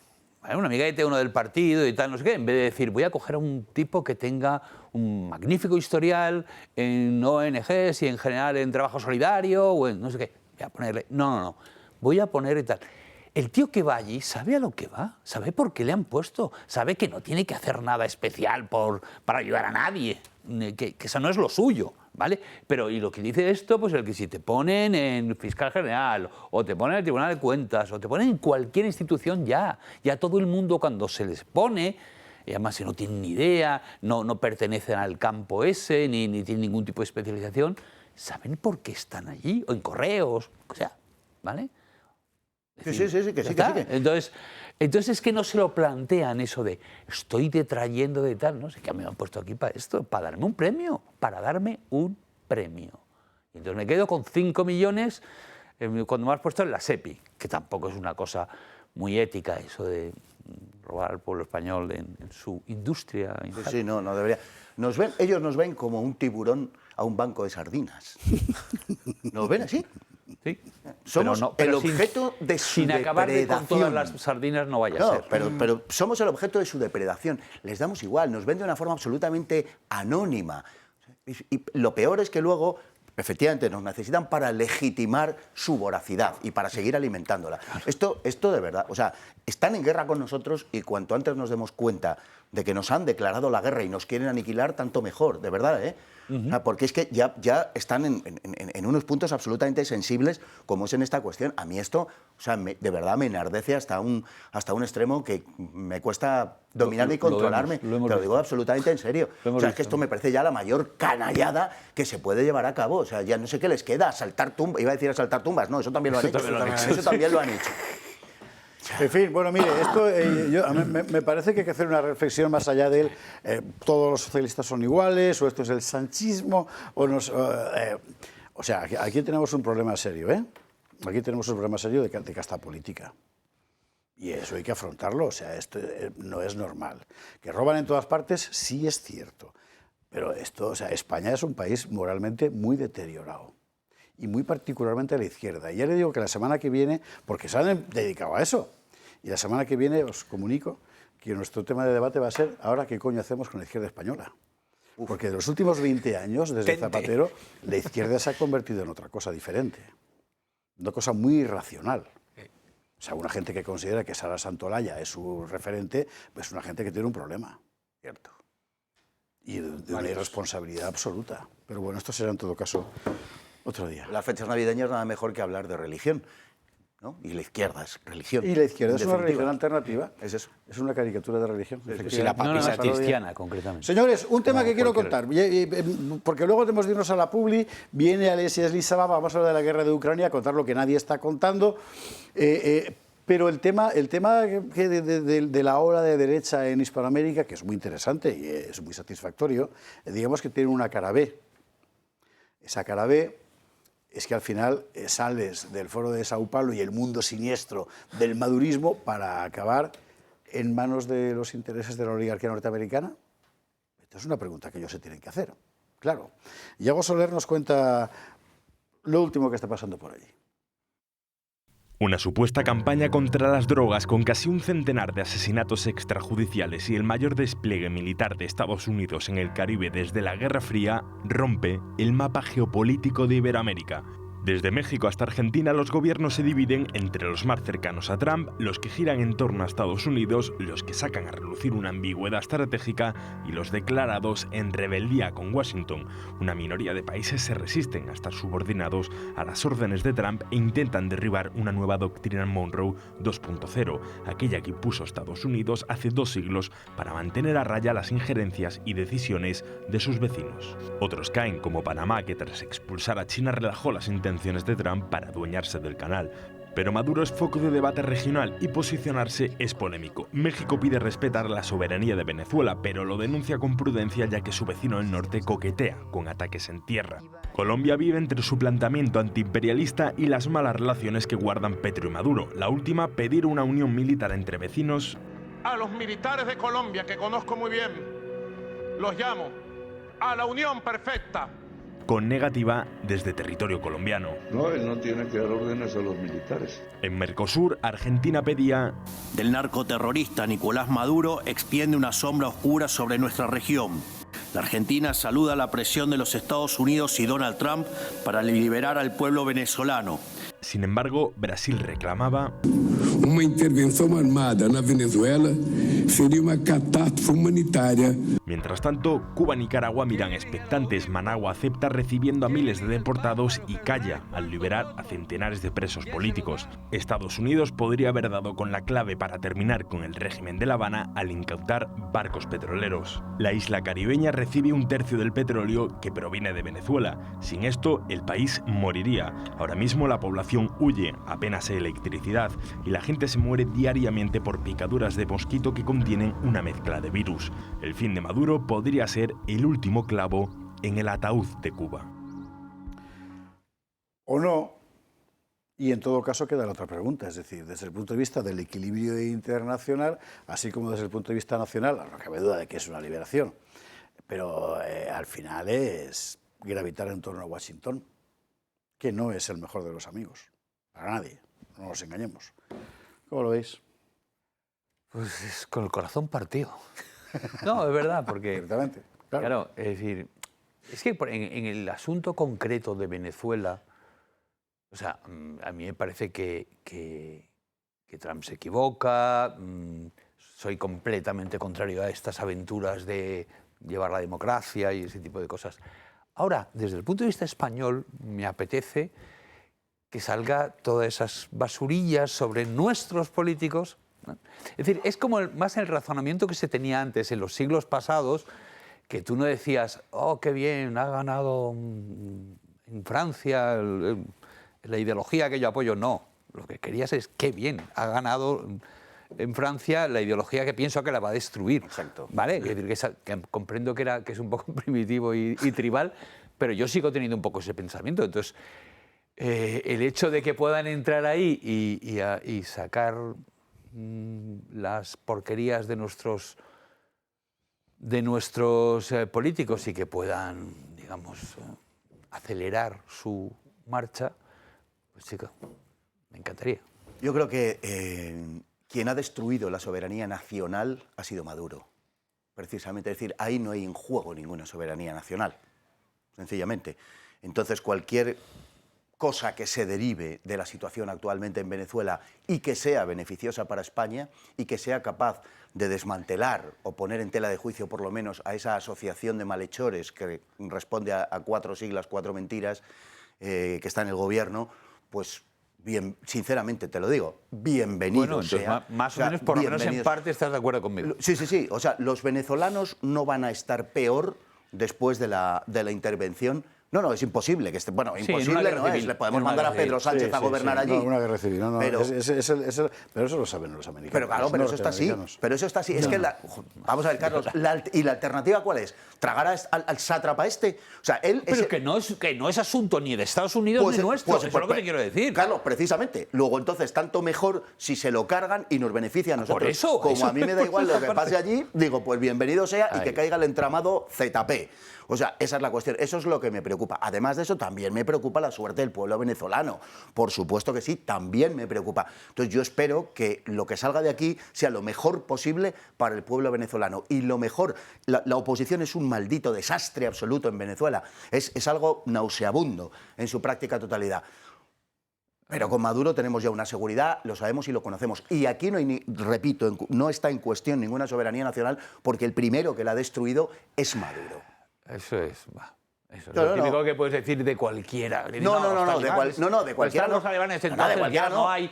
Es la típica. De un tío que gobierna contra su pueblo. Coartada intelectual. No, coartada no. De un tío. No, Carlos, no. De un tío que está en el poder extrayendo cual vampiro, extrayendo la sangre de su pueblo para vivir a costa de él, vivir como viven, y con un pueblo venezolano que está en la absoluta ruina. Eso se puede decir. No se puede decir. Te diría que de la inmensa mayoría. No es verdad. No es verdad, Carlos. No es verdad. Es decir, no, porque hay grados. Es decir, exacto, son grados. Hay grados. Y en este caso hemos llegado a un punto que es sencillamente insostenible. Es que es insostenible. Es que sencillamente ya no es una extracción como la de las élites europeas, que ya es bastante escandalosa y a la cual, por cierto, le desearía el mismo fin que a la del otro lado del océano, el mismo. Pero ya no es una cuestión de eso, es una cuestión de un empobrecimiento radical, de una absoluta falta de libertad, de una mierda y de una pobreza que se los come, tío. Pero eso es compatible. Yo no, ninguno, porque no es la soberanía de Maduro, no de Venezuela. Es que es la soberanía de Maduro. Eso está haciendo trampa. No, trampa ninguna. Yo no digo trampa ninguna. Intuyo que tienes algo que decir. Pues que lo diga. Venga, sí. ¿In mío? Sí. Venga. Sí, pero no lo voy a decir ahora, porque tenemos que pasar a la No hay soberanía en juego. Porque vamos a hablar básicamente de lo mismo. No es verdad. Lo puedes utilizar con cualquier cosa. No, con cualquiera no. Con cualquier Coño, que hay grados como en el infierno, bueno, tío. con grado, y tú eliges el que quieres. No, el que quiero no. El grado al que han llevado al pueblo venezolano. El grado de absoluta... venezolano. Dios santo, ¿sabes? Soberanía es soberanía. Y todos sabemos por lo que lo está haciendo Estados Unidos. Que él ha destruido la soberanía. Ya, pero que eso lo puedes decir. No, lo puedo decir, no, lo digo de él. Lo digo de él porque se produce en un grado máximo. Ya, tú lo dices de él, otro lo puede decir de otro. Sí, hombre, por poder decirlo puede decir cualquiera, pero la realidad es que la soberanía venezolana está destruida en un grado máximo por Maduro. Por tanto, yo ni aplaudo ni dejo de aplaudir ninguna intervención. Lo que digo es que lo que no está en juego es eso porque no existe. Sencillamente porque no existe. Y luego a mí que se las apañen. A mí lo que me interesa, además de la suerte del pueblo venezolano, que le deseo lo mejor, es aquello en lo que puede repercutir en favor de España. Exacto. Y si sirve para desmantelar a otros que han vendido nuestra soberanía, como es el partido en el gobierno, el partido en el poder, el PSOE, si sirve para acabar con eso, lo voy a aplaudir con todas las extremidades que tengo y alguna más que se me ocurra. Ahí estoy de acuerdo. No entraremos en detalles, nos vamos a la publi. Y a la vuelta, porque todo tiene que ver con todo. Vamos a hablar de la cuestión ucraniana. Los líderes europeos están como locos por montarnos una guerra. Eso dicen, en fin. Qué locura. Macron ha dicho que va a hacer un portaaviones. Y así todo, y así todo. Bueno, publi. Viene Alesia Eslisaba, con ella vamos a hablar del asunto de Ucrania y también, si nos da tiempo, de China. Porque esa es la otra. Resulta que nos hemos convertido en los muy mejores amigos de los chinos. ¿Quién? España. ¿Ah, sí? Sí. Así sí, acaban de firmar un acuerdo de esto. ¿No se enteró usted? Pues espere que se lo vamos a contar enseguida. Publi y lo vemos. Si yo le digo que siguen discutiendo, usted se lo creerá, naturalmente. Así que vamos a entrar enseguida con el asunto. Antes, porque yo quiero que se me pase. Mi padre se llamaba José y yo me llamo José Javier. Mire usted por dónde José, padre, y José Javier, hijo, son los que hacen esta maravilla. También. El otro día lo contábamos. Esto, el españoleo, o españoleo, en fin, lo hace una familia en Cambril, en Jaén, en Cambil. Es aceite artesanal. Además, ellos han optado por una cosa que es muy inteligente y es muy interesante. Según el momento de la recolección, la forma de la elaboración, etcétera, puedes obtener diferentes tipos de aceite de oliva picual para, según gustos, porque hay gente que le gusta más fuerte, que le gusta más suave, que le gusta tal. Bueno, pues todo eso es lo que atienden nuestros amigos José y José Javier en Españoleo. Me hizo mucha gracia el otro día porque me ponían en la publicidad que tenía que decir esta mañana me ponen unas tostadas con aceite de no sé qué, y qué sabor, qué aroma, que no sé qué. Y es que resulta que era verdad, me había preparado una es verdad, esa mañana con el aceite que de verdad que es impresionante, o sea, está francamente bien, y muchísimas gracias por el detalle. La verdad es que estamos viendo aquello, dan ganas de irse para allá. En fin, llame al 607 42 22 37 y pregúntelo todo, ¿eh? Es decir, es aceite artesanal, diferentes tipos para diferentes gustos. Y ya le digo yo que más bueno no puede. El color es espectacular. De oliva, ¿no? De oliva, luego porque en Ucrania solo tienen de girasol. En Ucrania solo tienen girasoles muy grandes, pero y bueno. de motor también. De momento lo que vamos a hacer para ir abriendo espacio, Alessia Lizama, a ti te gusta el aceite de oliva, imagino. Sobre todo picual. Mira qué bien, pues regalo para ti por haberte atrevido a venir en un programa con Carlos Esteban y con Fernando Paz, que tiene muchísimo mérito. Pero antes, ¿qué tal? Muy buenas noches. Buenas noches. Los seguidores de esta cadena recordarán que desde hace cierto tiempo, ella está igual, yo no, Alessia Lizama venía a contarnos cómo estaba el programa internacional, cuando hacíamos la redacción abierta arriba, aquellas mañanas de 3 horas haciendo ese programa. Últimamente publicaba Alessia en el diario La Razón un artículo muy interesante, primero porque ella conoce muy bien el tema y en segundo lugar, además, porque es que nadie está contando nada. O sea, hay un auténtico cerrojazo informativo en torno a lo que de verdad pasa con Ucrania. Este artículo, el dilema de la guerra de Ucrania, por qué la paz sigue siendo una quimera, es muy valiente y está contando lo que nadie se atreve a decir que es la realidad. ¿Y la realidad cuál es? Bueno, vamos a hacer una cosa. Primero vemos lo que nos ha preparado Sandro Meco, inspirado en este artículo precisamente, y luego con Alessia entramos a fondo y le vamos a hacer la pregunta que todo europeo que se asoma un poco a lo que está ocurriendo allí, ¿de verdad vamos a ir a la guerra con Rusia? ¿Por qué? Sandro. La paz en Ucrania, la paz en Ucrania, la paz en Ucrania. Tantas veces formulada, pero nunca concretada. Y eso que pintaba bien. Antes incluso de que llegue al despacho Oval, solucionaré la guerra entre Rusia y Ucrania. No necesitamos más de un día. Bueno, han pasado más de 24 horas desde este momento. Congratulations, Mr. President. Y la cosa parece que no avanza. ¿Por qué? Analicemos a las 4 culpables. La primera, el combate. Sí, Ucrania puede haber derribado submarinos rusos por primera vez desde que comenzó la guerra. Pero en palabras de Vladimir Putin, la iniciativa está completamente en las manos de nuestras fuerzas armadas. Así que los rusos tampoco es que tengan demasiada prisa por llegar a un acuerdo de paz en un conflicto en el que van ganando y en el que no paran de anexionar territorios. El gran obstáculo de la paz. Putin quiere el Donbass como mínimo. Zelensky se niega a entregar una sola de sus tierras. Y eso que Trump lo tiene claro. Es que Ucrania ha perdido ya el territorio, si soy honesto. Algo con lo que Europa no está muy de acuerdo. Lo cual nos lleva a una diferencia de posturas. El primer plan de paz de Estados Unidos tenía 28 puntos. Uno de ellos incluía la cesión de territorios. Algo que no solo enfadó a Zelensky, sino también a Europa. Estoy escéptico con algunos detalles de los documentos estadounidenses, pero estamos aquí para hablar de ello. Porque sí, la Unión Europea ha tratado de ser un factor clave en las conversaciones de paz. Pero la realidad es otra. Las negociaciones se están llevando a cabo entre Estados Unidos, Rusia y Ucrania con la Unión Europea como espectador. De lujo, pero espectador al fin y al cabo. Y tampoco es que puedan defender con demasiado énfasis los intereses de Zelensky cuando su gobierno está lleno de corrupción.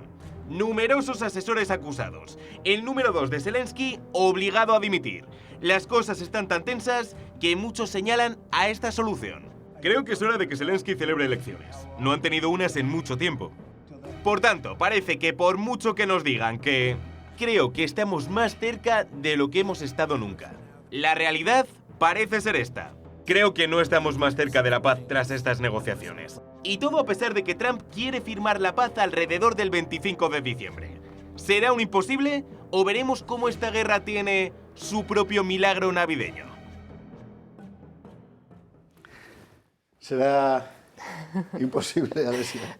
Nunca digas nunca, porque nadie sabe cómo y cuándo, sobre todo, termina esa guerra. Pero si vemos los actores que están implicados directamente, principales, como Ucrania, Rusia y la Unión Europea, los tres países, Europa, los tres países que están recientemente en Miami, que es Alemania, Gran Bretaña y Francia, entre cuales tampoco hay digamos, un acuerdo. El único que parece ser que le corre prisa a firmar la paz es a Trump, es decir, a los Estados Unidos. ¿Por qué motivos? Porque estratégicamente, como bien sabemos, pues quiere sus recursos reenviarlo al mercado interior y también a Asia, es decir, a ponerlo a China. Y también está en vísperas de las elecciones en el año 2026. Entonces tiene que poner unos resultados y le corre prisa. Tomando en cuenta cómo van las negociaciones y que todo eso ya empezó a ponerse con el acuerdo de Anchorage, que era plan A, que no ha llegado a nada, porque Europa también se sentía aislada como ahora. Es decir, Trump quería hacerse de control de estación de Zaporozhye o también utilizar como garante el dinero ruso, que Europa también le interesaba mucho. Como eso no funcionó, vamos a plan B. Está claro que paz no va a ser fácil, va a ser gradual y tiene que estar presentado al público muchos puntos de lo que no sabemos poco a poco. Hay puntos claves donde están haciendo las negociaciones, como sabemos, y hasta alto de fuego. No está todavía acordado, que es algo importante, imprescindible. Retirada parcial de tropas y el estatuto de neutralidad. ¿Cuál es el garante, aparte de cuasi artículo 5 de la OTAN? A lo mejor algunas misiones internacionales, difícil lo veo.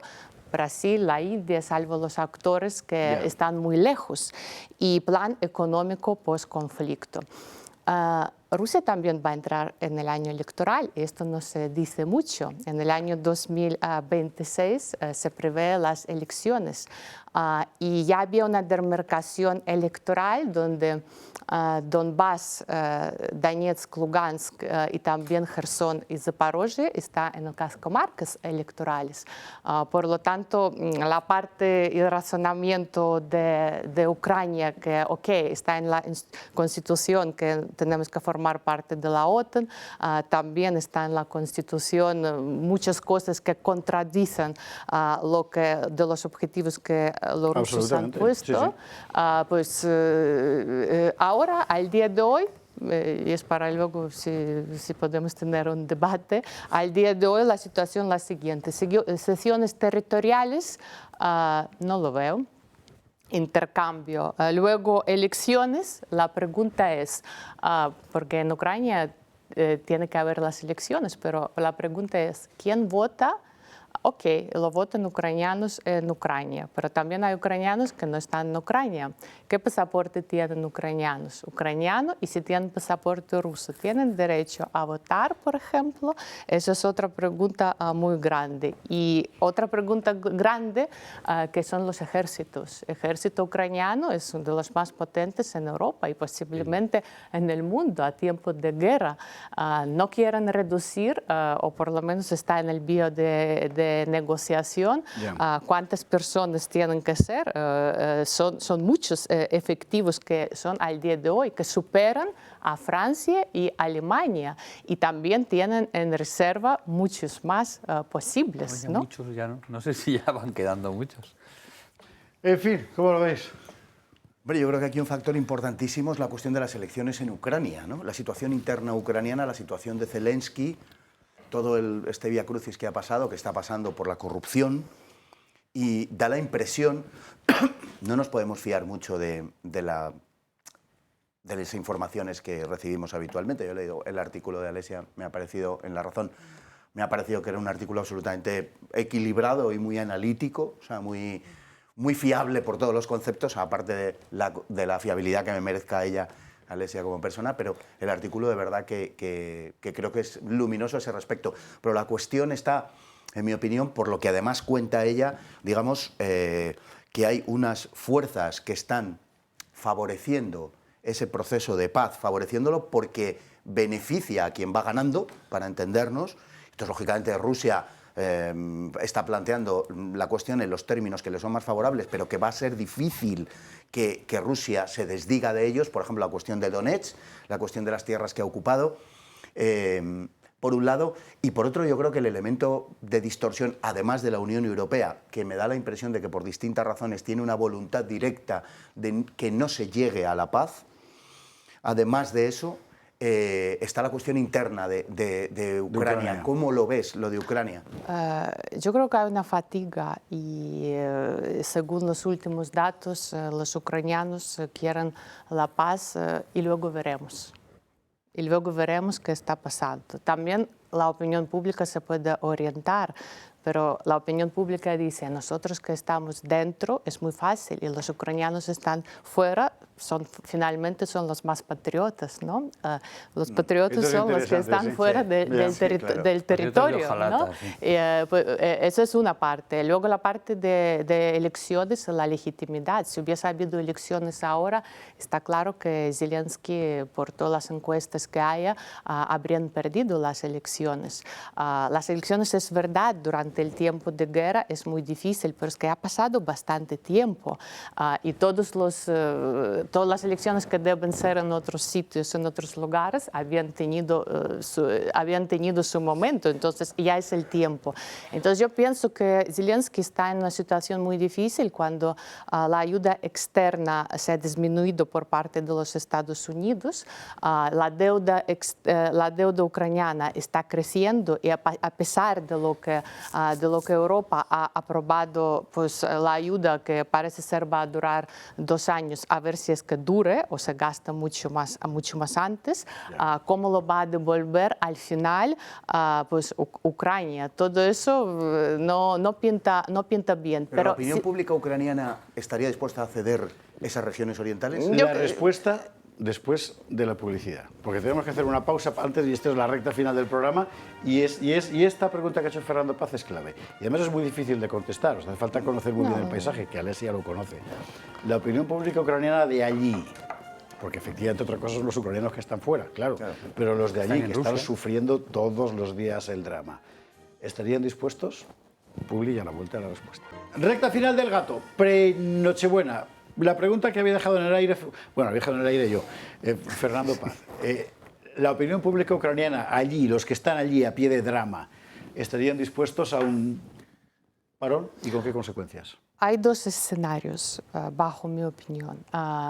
Un referéndum donde Zelensky se dirija al pueblo.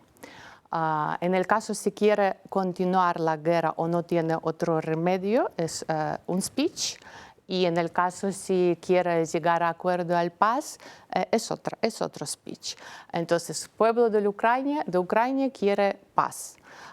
Europa y Estados Unidos han llegado a acuerdo, nos va a ayudar y nos va a apoyar nuestros socios principales. Ucrania ya ha ganado porque hemos defendido nuestra propia soberanía.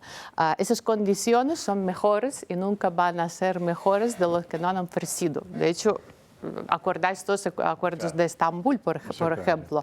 El ejército ruso está avanzando. Son hechos que poco, pero son hechos que se sabe en Ucrania también, ¿no? Pues ahora vamos a centrarnos en paz y la reconstrucción de Ucrania. Y en este caso, pues podría haber una redirección política dentro de Ucrania, tomando en cuenta que la opinión pública pues es favorable. Ceder o no ceder Donbass, yo creo que en este caso no hablamos tanto de reconocimiento internacional, como por ejemplo Trump. Él estaba dispuesto a reconocer que los ejércitos rusos están en Donbass, pero no quiere decir que estamos reconociendo que Donbass es parte del territorio ruso. Y posiblemente Rusia tampoco busca ahora mismo, teniendo ya precedente de Crimea, y es mucho más importante solucionar lo de Crimea a lo mejor, pues a solucionarlo tan rápido. Y con otro podría transigir con una fórmula temporal, etcétera. En el caso si Zelensky se queda muy imprimido por Europa y va a ver continuar la guerra, el discurso va a ser diferente. Nosotros no podemos ceder nuestro territorio, pues con los rusos es imposible a negociar. Europa nos va a apoyar y Ucrania no se rendirá y Ucrania ganará la guerra. Y Ucrania desaparecerá. Sí, eso es otro discurso, claro. Es otro discurso que es muy diferente. Jesús. Mira, el artículo que ha sacado antes es parte que está muy bien, la verdad es que yo no sabía algo menos de todo esto, pero vamos, que me ha llamado mucho la atención este párrafo que lo hemos comentado antes. Dices, por eso nos sorprendería que en un futuro no muy lejano Moscú intensifique la construcción de un espacio civilizacional propio, con la lengua rusa y la ortodoxia como ejes, tejiendo una red de países eslavos y ortodoxos que compartan memoria histórica, bueno, que se va a hacer su zona. Y ¿esto cómo está? Porque claro, aquí es tal la obsesión con Rusia que tenemos. Claro, nota al pie. Es que el discurso dominante aquí es, ahora hay un bloque que es China, Rusia e Irán, que son lo mismo. Para nada. Mira, y Rusia quiere librarse de China. Y China es una cosa muy molesta para todo el mundo. Claro. Menos para Zapatero y para Sánchez. Muy molesta. Y para los rusos más. Y Rusia querría hacer, sí, entonces lo que Alesia sostiene en su artículo, y es muy interesante la perspectiva que abre, su propio espacio. Pero Rusia es muy grande y hay mucho país que mucha Rusia y Siberia también es muy rusa por el momento. Por lo tanto, a medio plazo no creo que Rusia va a sentirse tan cómoda con los chinos como aliados, digamos, incondicionales y sin alternativas. De hecho, escuchaba hace poco unas declaraciones de un ministro ruso, siento no recordar el nombre, que se quejaba de que Siberia se está llenando cada vez más de chinos y de mongoles. Por eso posiblemente como un punto, pero habrá con más países durante las negociaciones con la India y los acuerdos han firmado también sobre la inmigración, pensando posiblemente que los hindúes todavía no van a integrarse tanto a Rusia, sino van y vienen y no se queden ahí, como en el caso de países Asia Central o en el caso de los chinos, que son muchos y ya están cerca. Pero ¿dónde está más lejos? Pero China tiene intereses en Siberia y la India, ¿no? Sí. Entonces a Rusia le interesa la inmigración india y pero no si China. Estás hablando geopolíticamente, tampoco parece que los indios tengan nada que ver con Estados Unidos y lo están llenando. De todos modos, el problema migratorio Rusia tiene, falta de mano de obra también, y el tema musulmán, no tan como en Europa, también está presente, aunque lo están redirigiendo bien, y Chechenia, Tatarstán están en pleno desarrollo, por ejemplo, pero la parte ortodoxa y la iglesia es algo donde es la base civilizatoria rusa y no lo va a dejar. Y en el caso si la guerra va a quedar continuando, hay un peligro que, bajo mi opinión, a lo mejor como un extremo podría llegar hacia Odessa y luego vamos a ver qué pasa. Y eso es algo que a Ucrania no le va a favorecer de ninguna manera. Entonces, desde el punto de vista de civilización, algún eje hacia o giro, en el caso si va a tener problemas con Asia a medio y largo plazo, Rusia por geografía tiene que hacer, y es algo natural, hacia Europa Oriental sobre todo, buscando los aliados, jugando de siempre y también haciendo los asentamientos en los países que tienen religión ortodoxa. Hablamos de Serbia, Bulgaria. Hablamos de Serbia, Bulgaria, incluso Bielorrusia, mi país natal. Bielorrusia, por supuesto. Sí, por supuesto, pero que hace tiempo había bastante más católicos y se nota ya hace años que hay más iglesias ortodoxas y una influencia sin problema religioso, pero hay una influencia ortodoxa posiblemente más creciente que en el caso del catolicismo. Yo lo que estoy viendo en todo esto, en todo el tiempo que llevamos, ¿vale? Si abrimos un periódico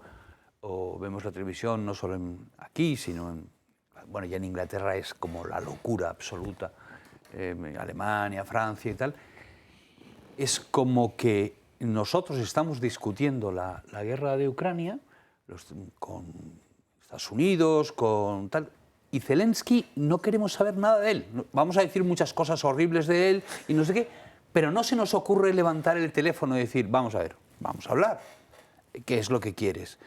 Eso yo no lo he visto en ninguna otra guerra anterior. Y eso me parece muy curioso y muy peligroso. A Putin te refieres. Sí. Es que has dicho Zelensky, lo digo por eso. No, perdón, Putin. Sí. Es decir, es la primera vez que no hay un movimiento antiguerra relativamente fuerte y sobre todo que no lo hay en el sector progresista, cero. Se está hablando con una ligereza y una frivolidad increíble de ir a la guerra, pero es que lo lees todos los días, al secretario general de la OTAN hablando, tenemos que pensar en una guerra como la que tuvieron nuestros abuelos, pero estás hablando de entrar en guerra con la potencia con más ojivas nucleares del mundo. Le has dejado 2 minutos a Alesia para responder, nada más. Perdón. Una cosa complicada además. Sobre la guerra y la posibilidad... sobre por qué no se habla con Putin. Claro. Ya está. Bueno, yo creo que último guiño de Macron, pero en su caso es bastante razonable y se entiende por qué. Él está dispuesto a negociar y hablar con Putin, ¿no? De todos modos, Europa yo encuentro en una situación complicada. Un poco de narrativa rusa, pero que tiene coherencia.